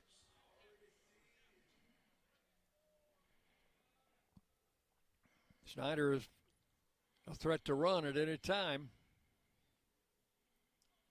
And they've been testing that running game against this Sam Houston defense. And that one is going to be. That hit him. That hit Rogers on the backside somewhere. And so the Raiders' first 2 batters are hit by pitch. Yeah, and that's getting a mound visit. Yeah, he 15 appearances. He has hit 4. Hit 3 today, and we're going to get a new pitcher. So we've had to call to the bullpen. We'll have a new pitcher coming in. We'll tell you about him in just a minute. We'll take a break right here with the Raiders leading 4-2. You're listening to Middle Tennessee Baseball from Van Wagner. Today's game is brought to you in part by proud partners of Blue Raider Athletics, Grannis & Associates, certified public accountants. They provide a full range of tax preparation, accounting, and bookkeeping services for both business and individual needs. That's Grannis & Associates. Give them a call at 615-895-1040 or visit Grannis & Associates online at gcpas.com.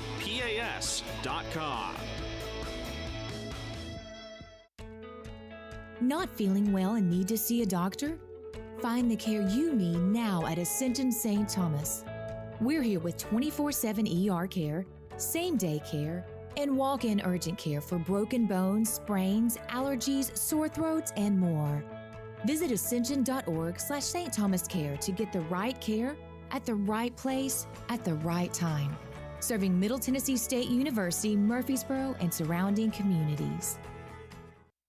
You're listening to MTSU Sports on WGNS. We go to a new pitcher now as Diaz is taken out after hitting the first 2 batters. So they went down there and picked out the biggest pitcher they could find, and that's number 44, Felix Schled, 6'6", 230 pounds. From Seattle, Washington. He's a transfer from Central Arizona College. Making his 17th appearance, all but 3 of those in relief. He's thrown 34 2/3 innings, given up 25 runs, all earned on 29 hits, 25 walks, 33 strikeouts. a 6.49 ERA, a 1-1 record. Now, this is kind of deceptive because it says opponents only hitting 223, but when you walk 25 guys and then hit another 4, that means you've got a lot of, as Coach Myers calls them, free 90s that are not going to show up in the batting average. Well, with the 2 hit batsmen by Diaz, the table is set for the Raiders, who have the 3, 4, 5 hitters coming up. That's right. Tyler Minnick, who is 0 for 1, he's been hit by a pitch. He has scored a run. Minnick stepping in, now 6 out of 10 in the series. And the pitch to the plate is a strike called. No balls, 1 strike. Looked like he throws straight overhand. Yeah, that was a fastball at 89. Got that lower outside corner. Pitch is swung on, just foul down the first base side. Almost caught the first base umpire. He was dancing a little bit, wasn't he? 0-2 the count. You know, could be candidates for double steal out there, Snyder and Rogers. Boy, you got that right. Both with good speed. And the pitch. Swung on, hitting the hole. That's a base hit. Snyder's going to be waved home. Here comes the throw from the outfield. Not in time, and over to third is Rogers. And a run-scoring single for Tyler Minnick. Drives in his 5th run of the series. Snyder scores from second. Rogers goes from first to third. Well, he doesn't need to steal. And what a good job of opposite field hitting for Tyler Minnick. Went to right field, got that ball through, and Heston Snyder took advantage of his speed, scores from second. Brett Rogers all the way to third. So first and third, still nobody out. It's 5-2 now. Von Dolan swings and misses at the first pitch. And Schlett is apparently was in that pre-series meeting about how you pitch Brett Von Dolan, because he went outside again, off speed away, and that's what's coming here. Strike called, and it's 0-2. Now, that was outside, but it was the fastball. 2 strikes to Von Dolan. Runners at first and third. Still nobody out here in the 5th. And Schled with the pitch. Just got the tip end of the bat on an outside pitch and fouled it back. They are just not going to give him anything in on the plate. Count holds at 2 strikes. Set up way outside. And lined into left field for a base hit. A run is in. The runner's heading for third as the throw comes in. It is offline, and down to second on the throw goes Von Dolan. So another run in for the Raiders. Von Dolan drives in a run with a single in the left center. Minnick advances to third, and Von Dolan on the throw to third goes to second. That closes the book on the starter, Cameron Diaz. He goes 4+ innings, gives up 6 runs, 5 of them earned on 4 hits, a walk, a strikeout, and 3 hit batter. All 3 of those hit batters came around to score. That's half the run production for the Raiders this afternoon. 6-2, and Badalak took the first pitch for ball 1. Runners second and third, still nobody out. And high for ball 2, 2-0. 2 balls, no strikes to Badalak. Has a single and a sacrifice fly. 2 runs batted in today. There's a strike, 2-1. Down in the on-deck circle, Keaton Ray, Coach Myers over during that run-up to that last pitch, talking a little baseball with on-deck hitter Keaton Ray. Badalak fouls it down the left side. That's going to be in the corner. Bounces into the bullpen down the left field line. Count will go to 2 balls and 2 strikes to Badalak.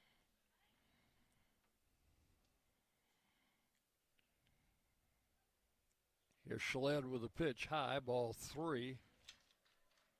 3-2.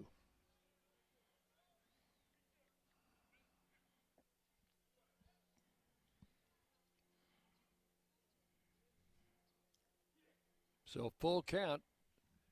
And so I started to say struck him out, but he just tipped it. Just trying to spoil that pitch.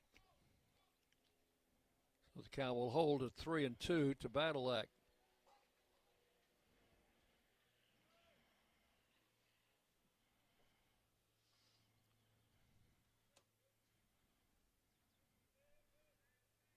Bondolan at second, Minnick at third. Ground ball past the first baseman. A run's going to score. Bobbled by the second baseman. Everybody's safe. Minnick comes in to score. Badalak will get another RBI. They're going to give him a base hit at that? That was past the first baseman. Yeah, the second baseman did a pretty good job of getting over there.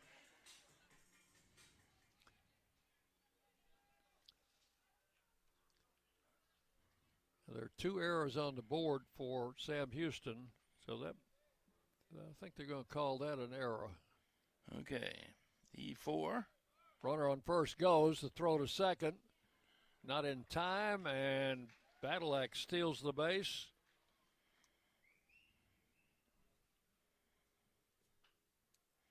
There's still nobody out. Still nobody out. Runners second and third.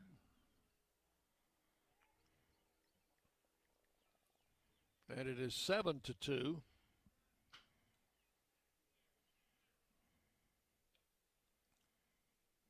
A swing and a miss, and the count is 2 strikes now on Keaton Ray. Second and third, no outs. 3 runs in. Raiders on top 7-2. Schled with a pitch outside for ball 1. That was called an E4 with a RBI. Yeah, the run would have scored whether he threw him out at first or not. Infield in now. Outside, that one gets past the catcher, and another run's going to score. That's a wild pitch. Bondolan comes in to score from third on a wild pitch. And it's now 8-2, and Badalak moves over to third. Well, we've been on the wrong side of some innings like this, haven't we, Dick? Oh, yes. Just innings where it seems like the wheels have come off. 2-2 the count, and struck him out swinging. So Keaton Ray is out number 1 in the inning. And with runner at third and 1 out, the batter is Hayden Miller. Yeah, first 5 batters this inning have reached base. That infield stays in. They have now got they've got 3 infielders in on the grass on the left side of the infield. Miller going to try to make them pay, but swings and misses at the first pitch. 1 strike to count.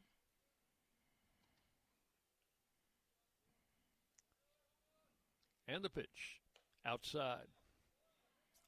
I don't think you'd want to pitch him outside if your infield's aligned this way. Third baseman, shortstop, second baseman, all in a row, not more than 12 to 15 feet apart on the grass on the left side. There's a strike called, 1-2. That's an alignment that you don't see very often. Right-hander throwing in the Bearcat bullpen.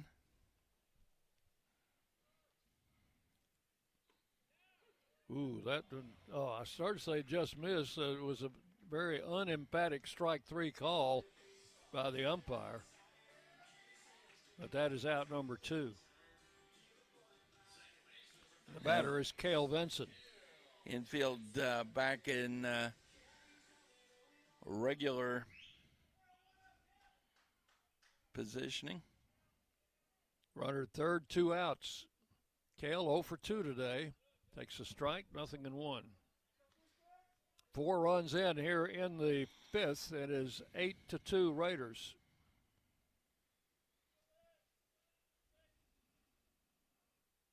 Schled with the pitch. Fouled out of play, and it's 0-2.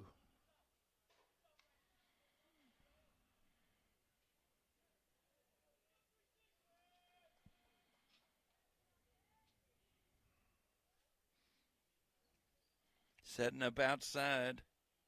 Ground ball up the middle. It's going to be a tough play for somebody. And Martinez can't make it. That is going to be an infield hit, I think. The run comes in to score. Badalak scores from third. It is now 9-2. That is the third hit off Schled. And Cooper Clapp will be the 9th batter of the inning.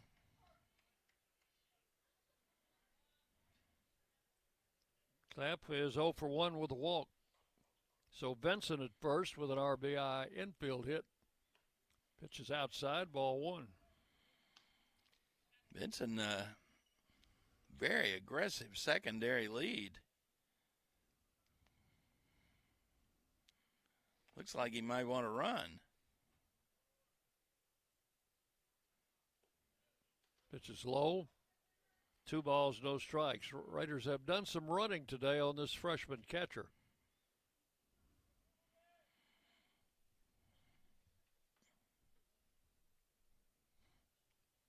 2-0 pitch. That gets past the catcher and goes to the backstop. Benson took a big turn around second, but trots back to the bag as Dean picks it up. Is that a wild pitch, you think? Ball 3.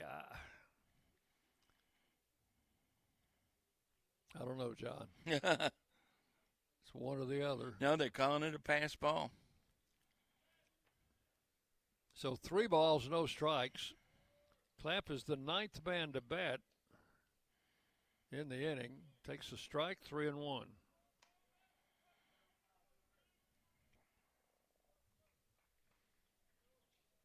Five runs are in. We've got another runner at second base with 2 outs. Strike 2 is called, 3-2.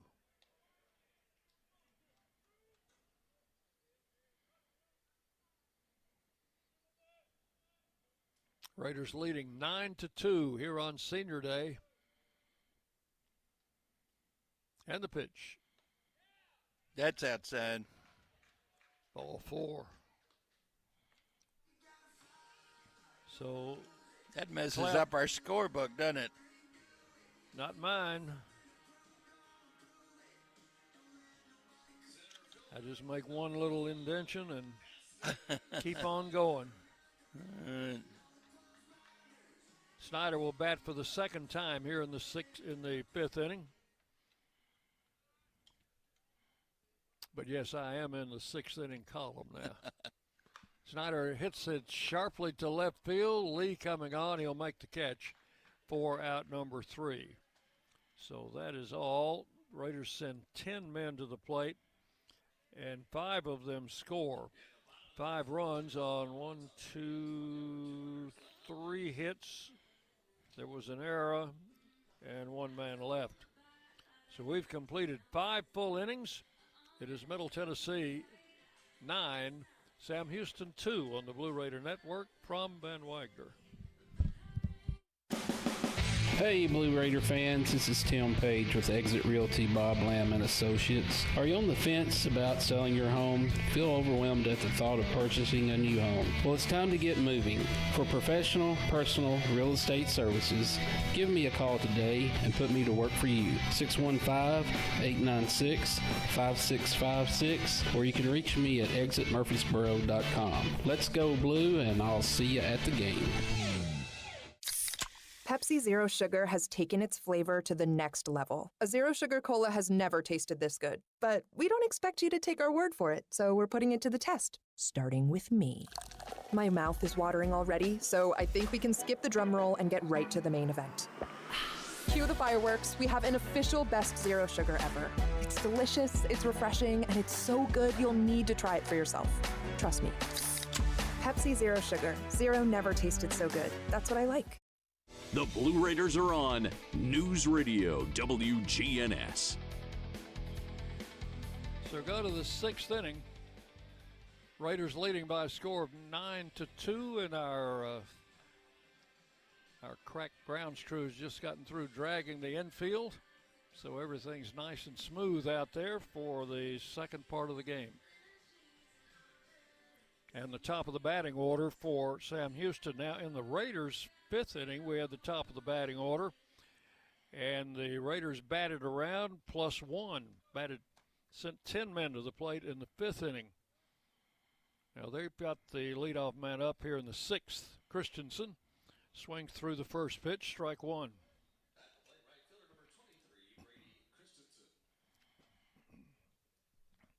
Will Jenkins said that was the 65th pitch here in the 6th inning. Very economical. Pitch outside, 1-1. He's pitching about an inning ahead. Christensen 0 for 1 with a walk, takes ball 2 outside. It's 2-1.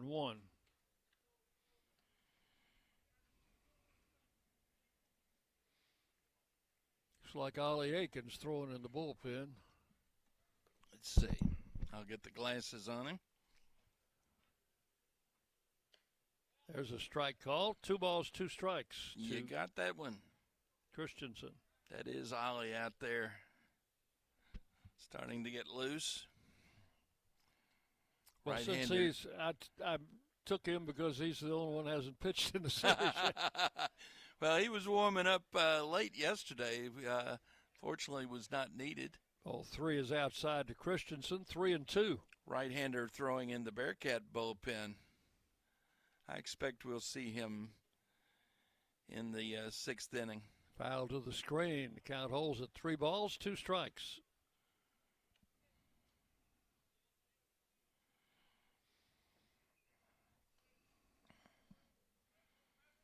We are in the 6th. Raiders leading 9-2, trying to sweep this 3-game series from the Bearcats. Bearhats? Where did I get that? There's a strike 3 swinging for out number 1. And for Will, that is only the third strikeout in the game. But Johnny's only walked 1, and that's the key, isn't it? It is the key, no doubt about it. And I was just thinking Coach Myers has got to be just absolutely thrilled. Ground ball up the middle. That's a base hit for Brown. To get Will Jenkins here into the 6th inning. That's the 5th hit for the Bearcats. You can live with a few singles, but the walks will just really not only disrupt everything, but it's just like giving somebody a free out. Right, and it runs up your pitch count. And now let's see if he can pick him off. I expect the word is don't get too big a lead on this guy. 1 on, 1 out. Ground ball in the hole and a base hit to left. As Keaton Ray will get it in, runners will be at first and second with 1 out. That's 2 singles on back-to-back pitches. And now 6 hits for the Bearcats. First and second, 1 out for Frandon, who has been their best hitter in the series. He's now 5 out of 10.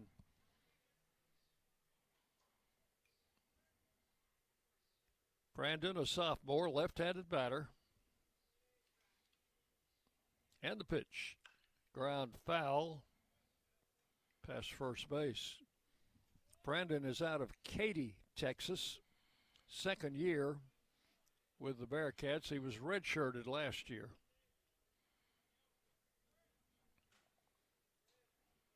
He'll push his batting average close to that 300 mark if he continues to swing the bat like this.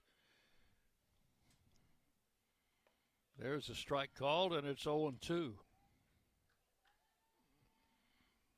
Well, the Bearcats only have 1 hitter above 300, and that's Autry. 2 strikes the count to Frandon. Jenkins comes set, and the pitch line to center. That's another hit. Snyder in. The throw coming in will be cut off, and they'll hold the bases loaded.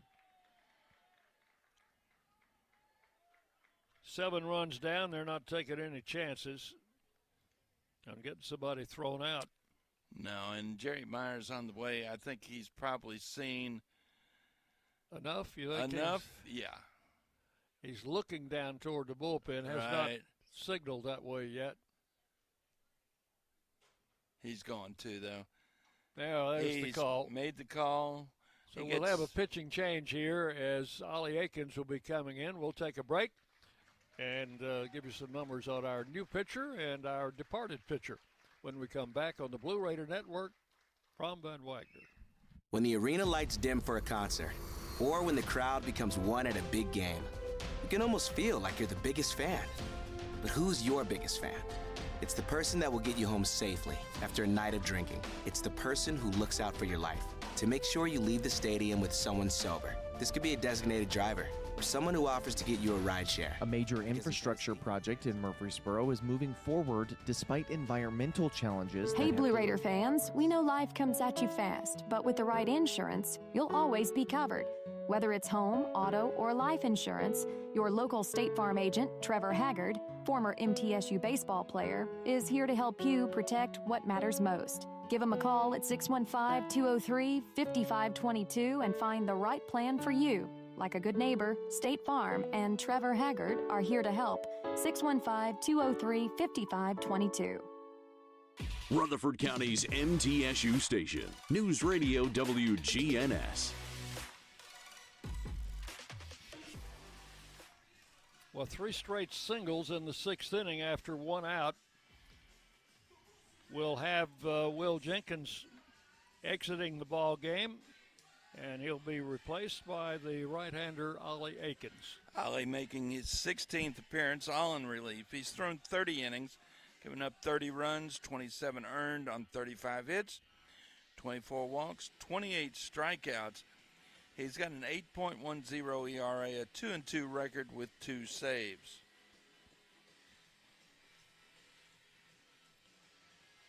So Ollie making his first appearance in the series. Been a while since he's been out there. He pitched last on the 4th of May against Jacksonville State in the first game of that doubleheader. Went an inning and a third there. So we'll see what Aikens can do here. He's the junior from Sweetwater, Tennessee. And he will have Sam Lee, freshman outfielder, coming up. Lee's been on base twice, has hit into a fielder's choice, and has been hit by a pitch. Will Jenkins goes 5 1/3, gives up 7 hits, a walk, 2 strikeouts. At this point, just 2 runs, but there are 3 runners out there that belong to him. So right-hander Ollie Aikens in with the pitch, and the first pitch misses outside for ball 1.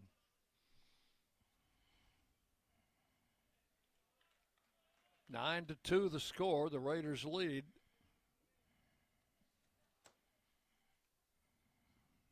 And the pitch to the plate, swung on, hit in the air to right field. Rogers coming over toward the line and in. The runner tags. He's coming. Throw to the plate. Gets past Minnick and back to the backstop. Aikens was backing up, so they will not advance on the bases. But that throw was a little better throw, Dick, and he's going to throw him out at the plate. It was offline. And a little bit high. So that is out number 2. Give Lee a sacrifice fly and a run batted in. The other runners did not advance, so no error on the play, and the batter is Parker Blackman. With 2 outs, runners first and second, and it's 9 to 3. Blackman takes the pitch low for ball 1.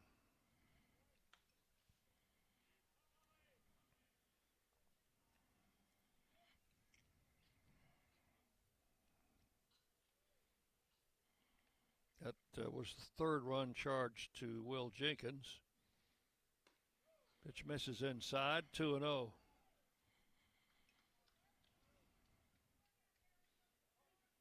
Raiders start another right-hander down in the bullpen. It may be Landon Birch. He pitched a couple of innings on Friday. It is Landon Birch.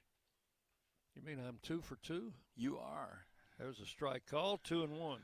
Well, we're 50 games into this season? I think we're about to the point we can maybe recognize them. From a distance. 2 balls and a strike. And the pitch to the plate, hit off his fist. Badylak's got it. Will throw across to first. And that is out number 3. The batter didn't run. The runner on second stopped about halfway, and I don't know what they thought was going on. I don't know. Strange. That's all in the 6th. 1 run, 3 hits, 2 left. So Ollie Aikens comes in, gets the final 2 outs, and we'll go to the bottom of the 6th inning. Middle Tennessee 9, Sam Houston 3. You're on the Blue Raider Network from Van Wyck. And we got a new pitcher.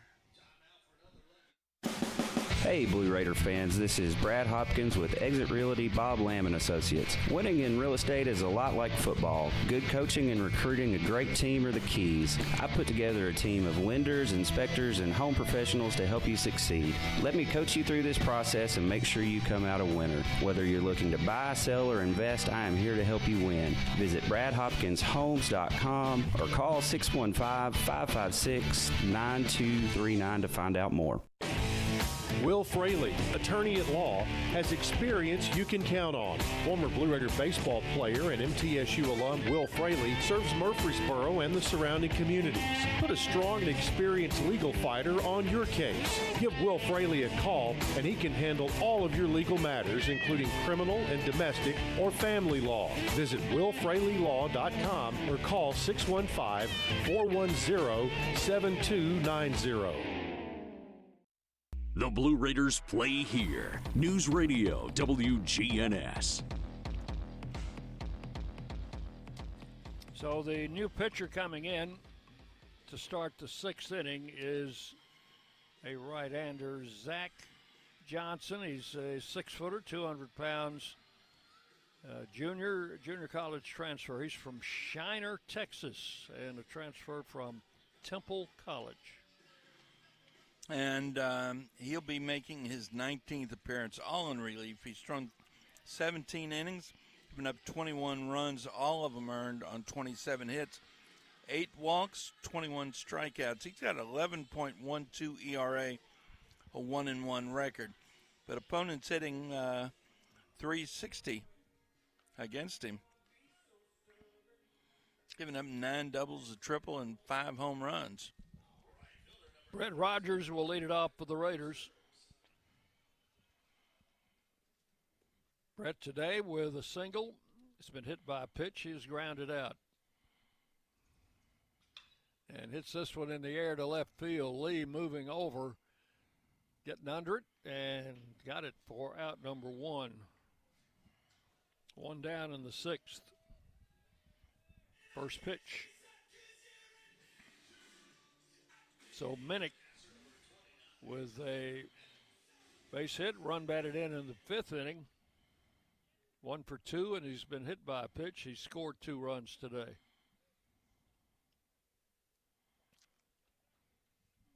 And Johnson, the right-hander, with the pitch, and it swung on and popped foul out of play, off to the right. 1 strike to count.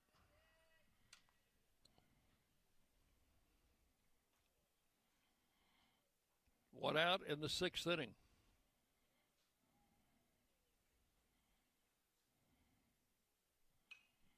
Foul to the screen, strike 2.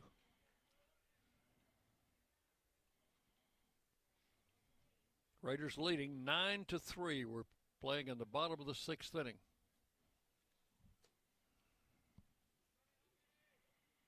Johnson's pitch is high, 1 ball, 2 strikes. Von Dolan waiting to hit next.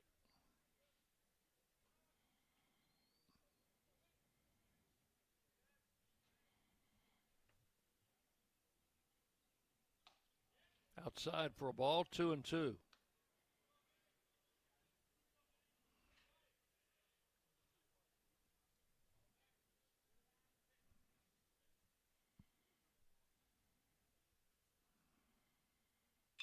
Ground ball to second. Brown up with it. And over to first for out number 2. 2 up, 2 down in the 6th inning. Batter is Brett Bondolan. Well, let's see if Zach Johnson can throw strikes outside.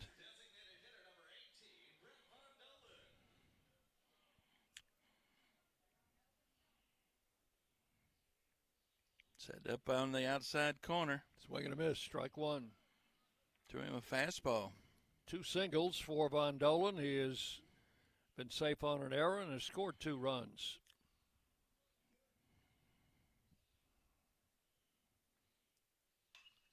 Swung on and hit past the second baseman in the right field. That's his 3rd hit of the day.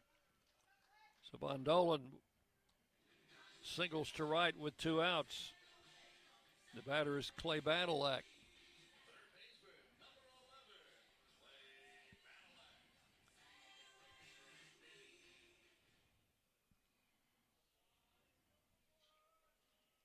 Badalak today has a base hit, scored a run.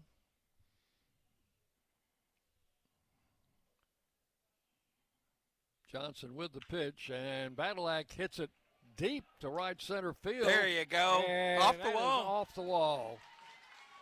Or off the scoreboard. Off the that scoreboard. That is a home run. How about that? There's a Mother's Day gift for you. Clay Badalak with his first home run of the season. And he just missed one Tuesday at Lipscomb, and that one was off the scoreboard, bounced back into the playing field for his first Blue Raider home run. Wow. And that will make it 11-3.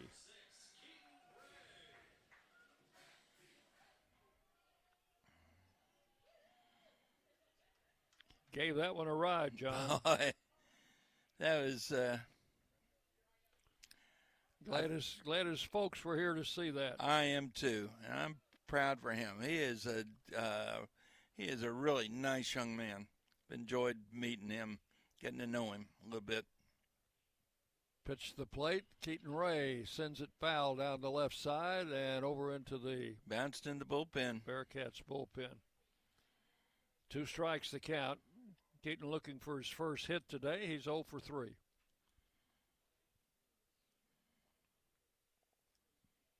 And Johnson's pitch misses low and inside. 1 ball and 2 strikes.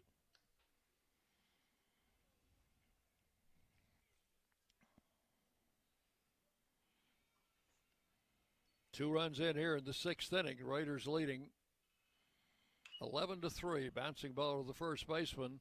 Autry will make the play unassisted, and that will end the inning.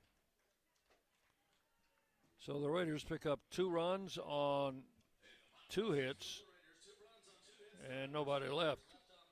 Totals after 6, the Raiders 11 runs, 9 hits, no errors. Sam Houston 3 runs, 7 hits, and 2 errors. The Raiders lead at 11-3 after 6. You're listening to Middle Tennessee Baseball from Van Wagner. Today's game is brought to you in part by proud partners of Blue Raider Athletics, Granis & Associates, certified public accountants. They provide a full range of tax preparation, accounting, and bookkeeping services for both business and individual needs. That's Granis & Associates. Give them a call at 615-895-1040 or visit Granis & Associates online at gcpas.com.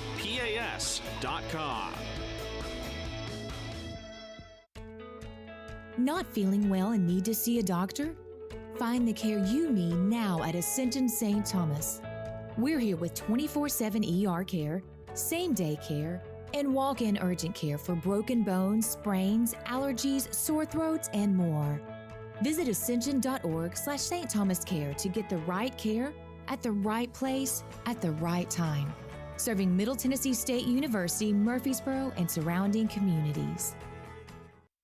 WGNS, the flagship station for Blue Raider sports. We go to the 7th inning, bottom 3 in the batting order for the Bearcats. It'll be Martinez, Dean, and Nottleman to face Ollie Akins. Ollie pitched 2/3 of an inning, got out of a bases-loaded jam. Allowed 1 run. Charge to the starter, Will Jenkins. First pitch to Martinez is inside, ball 1. Bearcats shortstop, 0 for 2.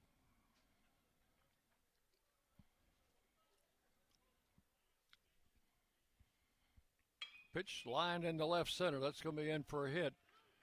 Snyder over to cut it off, and Martinez will put on the brakes as he rounds first base. That'll be a long single. So a leadoff hit. That's the 8th hit for Sam Houston today. First hit off of Ollie Aiken. This is the catcher, Dean, who has had a double and has fouled out, 1 for 2. Infield double play depth. Pitch inside, backed him away, ball 1.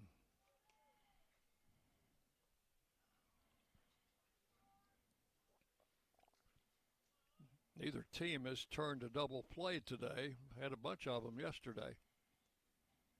The pitch. Swing and a foul back to the backstop, and the count will go to 1-1. Well, we haven't needed the double play that much. We've just managed to catch them stealing and pick them off, and let them make their own base running mistakes.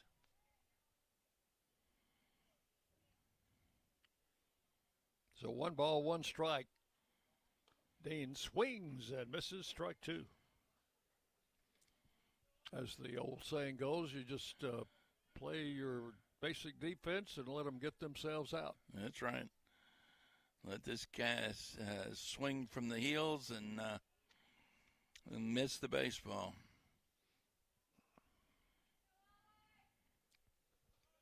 Dean is a freshman. He is from Cold Spring, Texas.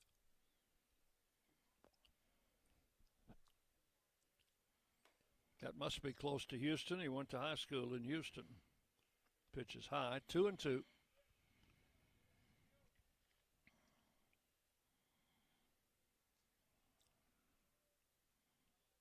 Not too far from home then, up in Huntsville, Texas. Nope. The pitch. Oh, pretty good pitch there. Called the ball. I thought he had the corner. 3-2.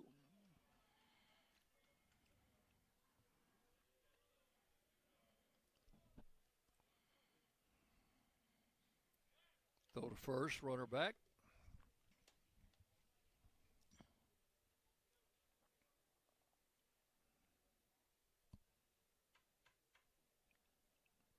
Runner at first, no outs in the 7th. Raiders up 11-3. The runner goes. Pitch is hit to center. Snyder drifting back under it. Makes the catch, and that base runner will scoot back to first base. That is out number 1. And with 1 down, the batter is Grant Nottleman. The DH is grounded to second twice. Let's do it again. We might be able to turn one here. 1 on, 1 out in the 7th.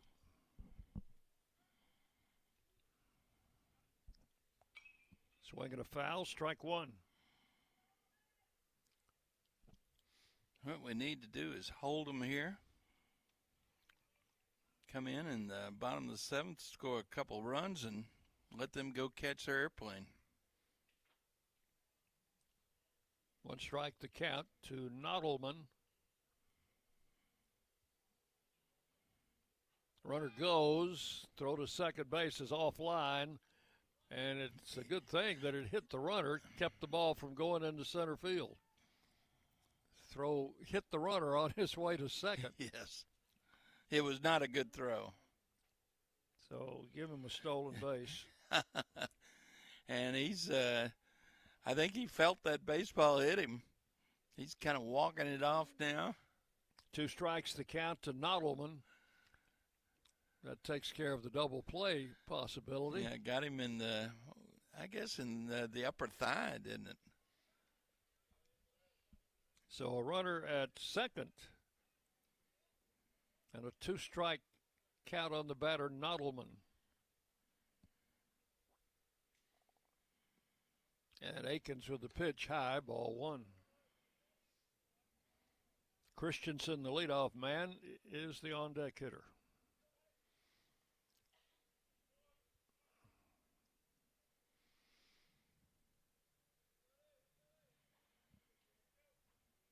The pitch. Foul fly out to the left and out of play. Count holding at a ball and 2 strikes. Raiders will be at Tennessee Tech on Tuesday night, 6 o'clock game. Unless it snows, right? Unless it snows. Has been known to snow up there. Mm-hmm. Ollie's pitch just missed outside. He's been close on a couple of pitches that have just missed the outside corner. 2-2 now.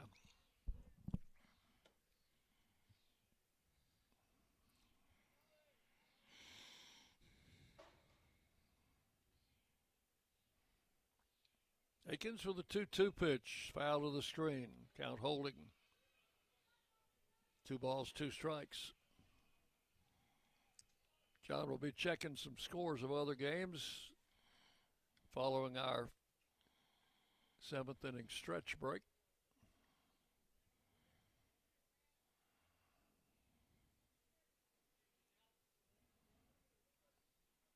Two balls, 2 strikes. Left-handed hitter waits, and the pitch. Oh, yes. Did he call that? He did, rather unemphatically. But unemphatically and late. That ball was right over, broke that curveball right over the heart of the plate. First strikeout for Ollie Akins. Our home plate umpire, Mr. Basner, needs to work on his strike 3 call. It is not emphatic, is it? No. Here's Christensen. And the pitch. That one's in there for a strike. Strike 1 call was a little more emphatic than his strike 3 call was. I thought so too. 1 strike to Christensen, 0 for 2 with a walk today.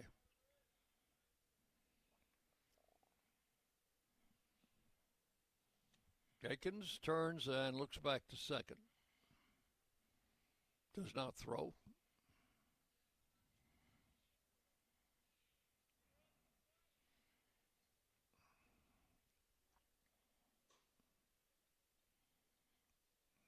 And the pitch to the left-handed hitting Christensen is fouled back to the backstop. Count goes to 0-2.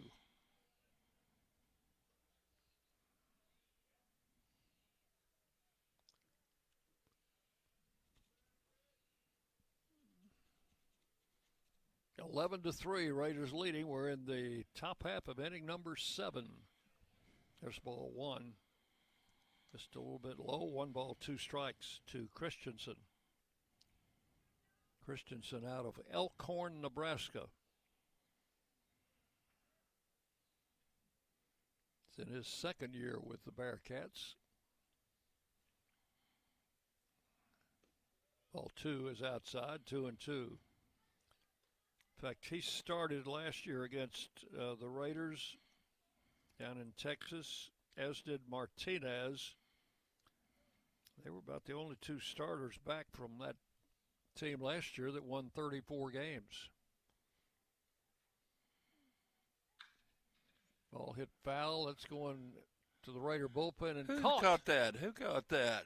It may have been Landon Birch. He's been out there.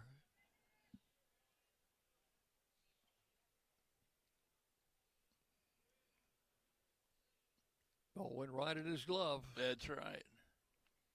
2 balls, 2 strikes the count. And the pitch. Check swing, and that is strike 3. And that's going to do it in the 7th inning. No runs a hit, 1 left. 7th inning stretch time here at the ballpark. It is Middle Tennessee 11 and Sam Houston 3 on the Blue Raider Network from Van Wagner. Pepsi Zero Sugar has taken its flavor to the next level. A Zero Sugar Cola has never tasted this good. But we don't expect you to take our word for it, so we're putting it to the test, starting with me. My mouth is watering already, so I think we can skip the drum roll and get right to the main event. Cue the fireworks. We have an official best Zero Sugar ever. It's delicious, it's refreshing, and it's so good you'll need to try it for yourself. Trust me. Pepsi Zero Sugar. Zero never tasted so good. That's what I like. This is Chip Walters, and I'm honored to be your 2024 MTAR Realtor of the Year. I'm with Exit Realty Bob Lamb & Associates, and like many of you, I've seen the real estate market shift and change. People often ask, Chip, what's really going on? Well, that's a great question, and I believe in answering with solid, factual data. So let's cut through some of the noise. I invite you to reach out. Let's have a conversation about your real estate goals and the current market trends in your neighborhood. You can find all my contact information at choosechip.net. You're listening to MTSU Sports on WGNS.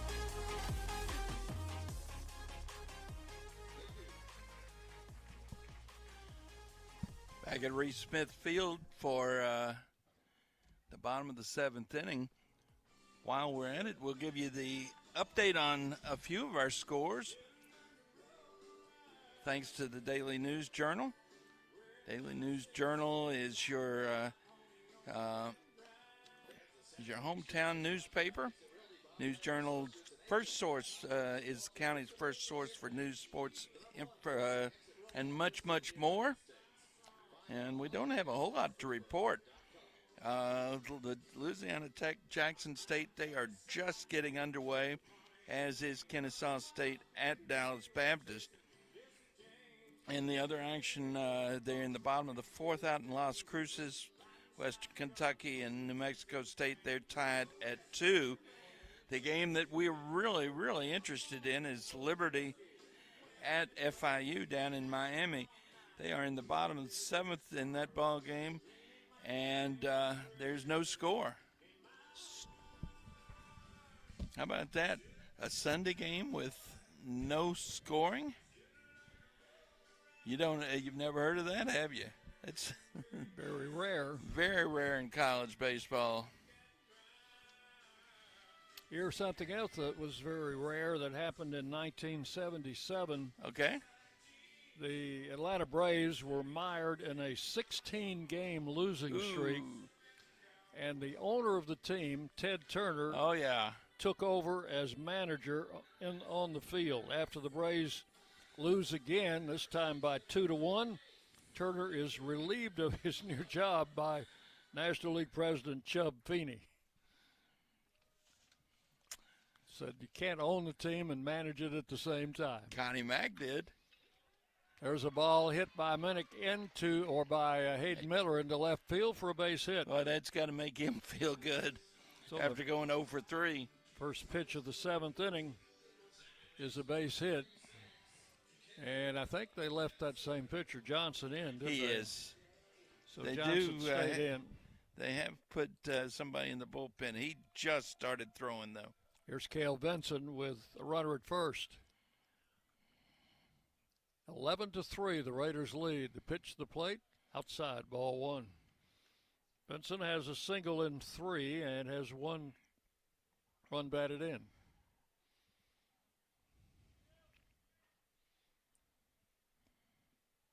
Outside into the turf and 2 balls, no strikes. Cooper Clapp swinging a bat in the on-deck circle. Well, that sunshine popping out bright. It is. Outside again, ball 3. He hadn't really thrown one close to the plate, has he? 3 balls, no strikes. They're going to the 8th now. Down in Miami, no score. Strike call, 3-1.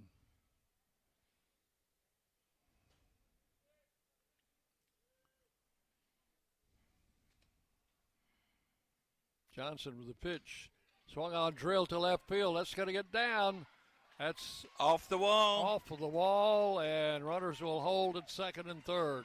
How about that? Good job, Cale Vinson. Cale Vinson with a double to left field, bouncing off that left field wall, sending Miller to third. Excuse me, to third. And here's Cooper Clapp. Well, the Raiders are taking care of business today, aren't they, Dick? 11 runs on 11 hits. Yeah, they've been zeroed in. Clapp takes the pitch low for ball one.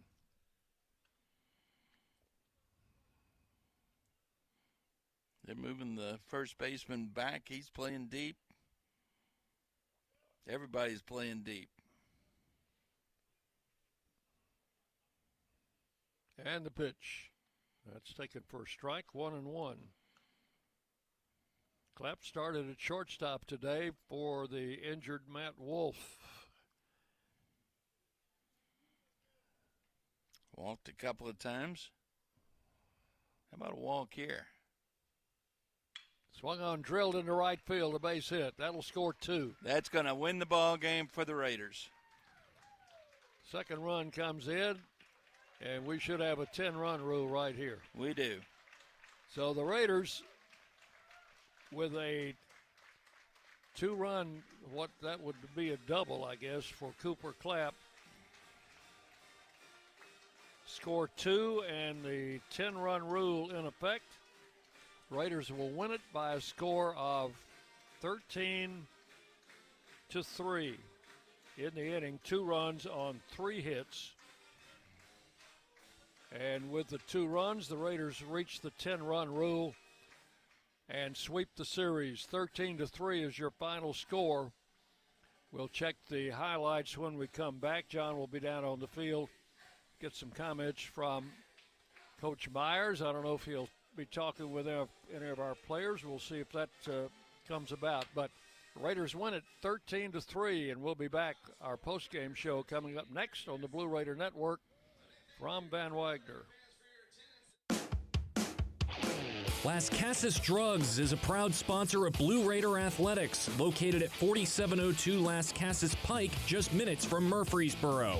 Las Casas Drugs strives to provide all of your pharmaceutical needs in that hometown atmosphere you deserve. Family-owned and operated, Las Casas Drugs offers free delivery, immunizations, drive-through window, gift shop, merchandise, and medication management programs. Come by and see how we can make a difference. And go Blue Raiders. At State Farm, when home and auto work as a team, you score and save money. I'm State Farm agent Andy Wama. Give me a call at 615-890-0850 and let's work together to win big by saving money on home and auto. With the service you get from State Farm, you might think our car insurance costs more. I'm State Farm agent Andy Wama. Give me a call at 615-890-0850 and let me show you with discounts up to 40%. You may find it even costs less. At Middle Tennessee Electric, we see the lines that link us all, illuminating our neighborhoods, empowering our businesses, and helping us to recharge. Because we believe in the power of good energy. Whether it comes from our grids, the sun, or a kind heart. And as your family and our region continue to grow, you can trust that we'll always be there for you. Middle Tennessee Electric, bringing good energy. Nothing is more expensive than a missed opportunity that could have changed your life. Maybe you're just graduating high school, or are working and need to earn a degree to advance your career. Or you aspire to be a leader, and a graduate degree can make that happen. Whether you're just starting out or retooling for the future, Middle Tennessee State University can help you get there. MTSU, the University of Opportunities.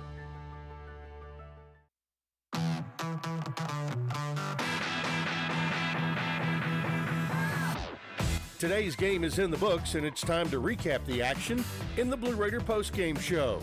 Today's broadcast on the Blue Raider Network has been brought to you in part by Will Fraley, attorney at law, and by Exit Realty Bob Lamb & Associates and agents Brad Hopkins, Richard Lewis, Tim Page, and Chip Walters. Let's head to the ballpark for today's Blue Raider postgame show.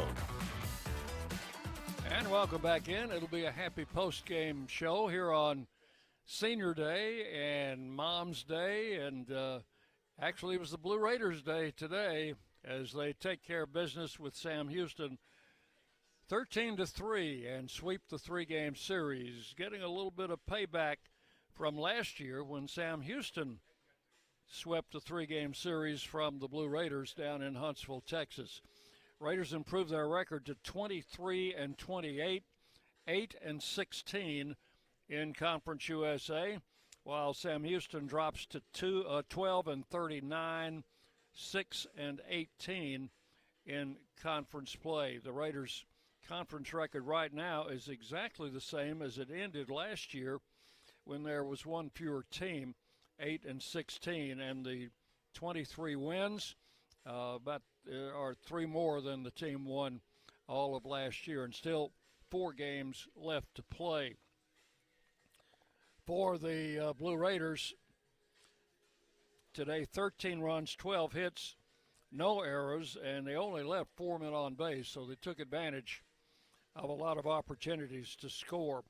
And for the Bearcats, 3 runs, 8 hits, 2 errors. They stranded 4.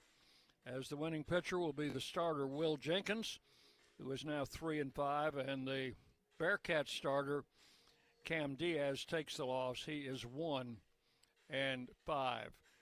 And we're going to have some words here from Coach Myers, and I believe Clay Badalak is down there after hitting his first Blue Raider home run of his career. So we're going to go down to the field. It's yours, John.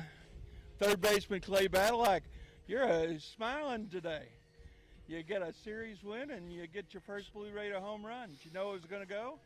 Yeah, I looked at the right fielder to see how he was reacting towards it, and when he kind of turned his head and started jogging a little bit, and I kind of knew it was gone. And it off the scoreboard, and a lot of people thought it just came off the top of the wall, but you knew better, right? Yeah, I knew. Yeah. So what about your team sweeping this weekend series? Yeah, Coach Myers talked about all week, why not have your best weekend this one? And I think we did that. Defense played really well, pitchers threw strikes, and the offense, we did our job as well. And so now you go off, we have to go up to Cookeville and then to Kennesaw, and we're still in this run. Yeah, it's a good time to get hot. Can't wait to play some more ball with the boys. And your mom got to see you today? Hit that home run, huh? Yeah, I was happy to do it on Mother's Day and finally got the monkey off my back. Okay, good deal. And now we're going to talk to Coach Myers. Good job from your entire team today. Yeah, it was a group effort for sure. Nice to be able to do that for the seniors and the whole team, but the seniors in their last game on this field. But all the way around, I think we had a really good focus about us. With the pregame festivities, a couple guys had a little bit of a tear in their eye. I think maybe it was sand or dust blowing in their eyes, but they stayed locked in and did a real nice job. I think that kid was maybe pitcher of the week last week in the league, and that team had been playing very well coming into this weekend for sure. But proud of our guys. Just trying to focus on the next opportunity and see what we can do. Well, this weekend series sweep actually keeps you in the running for the tournament now. Yeah, we're just again, I think our best method of operation here is just to try to take care of what we can on each day we get to the yard, and try to make sure that we maximize what we can do, and then see where it all shakes out in the end. Does the short week will be coming back on Thursday? How does that affect things? It plays into it for sure. I mean, we did it earlier on the Easter weekend, and but we always do it the last weekend of the year. So we've got the Tuesday game, so it'll play into what the pitch counts are and who we throw and how much we throw them going into the weekend for sure at Kennesaw. Okay, well, we'll see you Tuesday night in Cookeville and then on Thursday in Georgia. Yes, sir. All right, thank you. Back to you, Dick. All right, thank you, John. Thanks to Coach Myers and Clay Badalak for talking with us after the ball game. Chip Walters just stepped into the booth here late, and good day for Senior Day, Chip, as the Raiders responded very well, and as John said, still in the hunt. Exactly, still in the hunt, and we can tell you that the FIU game that we've been watching, Liberty and FIU, no score, top of the 8th. Yeah, we commented on that. That's unusual for getaway day. Yeah, but we got some very disheartening news yesterday. Sure did. And I wanted you to kind of pass that along. Gotcha. Last week, middle of the week sometime, former Blue Raider baseball coach Jim Toman posted on his Facebook page that he had been diagnosed with a brain tumor.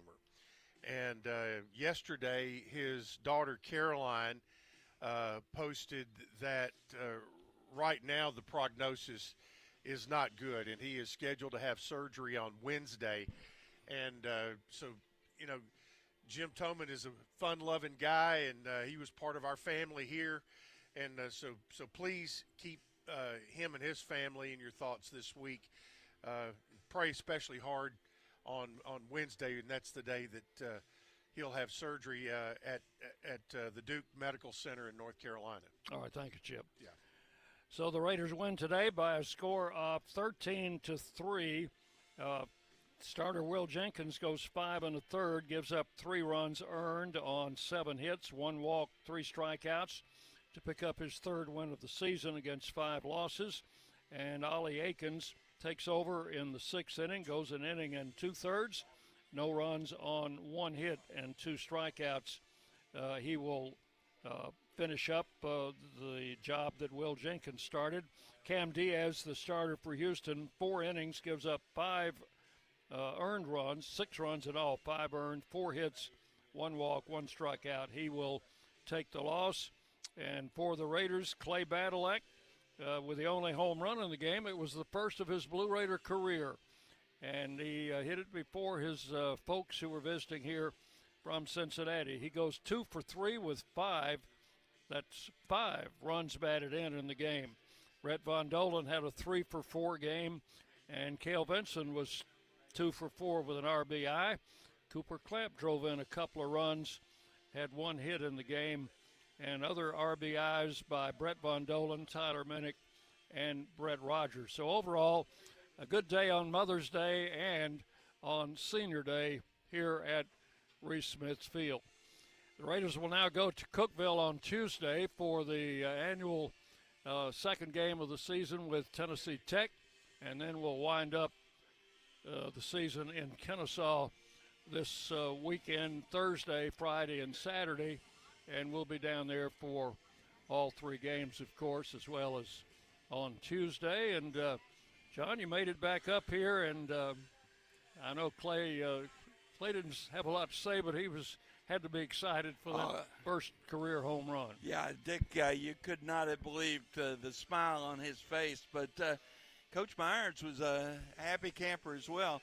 One thing that we did not get to talk about was Will Jenkins, but Coach and I talked about it a little once we'd gone off the air, and he was really, really pleased with the job Will Jenkins did for the Raiders today. And he did a stellar job and picked up the win, and now we'll just see how it all shakes out next week. That game, by the way, in Florida is still scoreless. We checked it while you were down there, still scoreless in the late innings between Liberty and FIU. And, of course, Liberty is the team right above us in the standings, and we've got to actually pass them because they have the tiebreaker on us. I just checked on that, and they're in the middle of the 8th inning. Liberty scored 1 in the top of the 8th, so it's 1-0 going to the bottom of the 8th in Miami.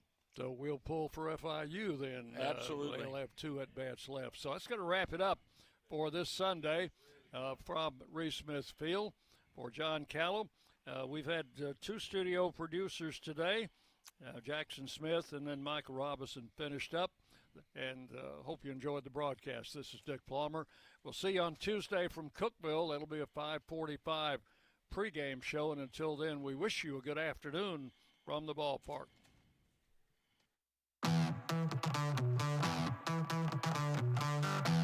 Thanks for listening to today's Middle Tennessee State University baseball game. Today's game has been produced by Van Wagner College through the facilities of WGNS Radio. The content of today's game is owned by Van Wagner College and the Blue Raider Network and may not be reproduced without express written permission of Middle Tennessee State University and Van Wagner College. Be sure to join us next time for more Middle Tennessee baseball here on the Blue Raider Network. We now return to regular programming on News Radio WGNS.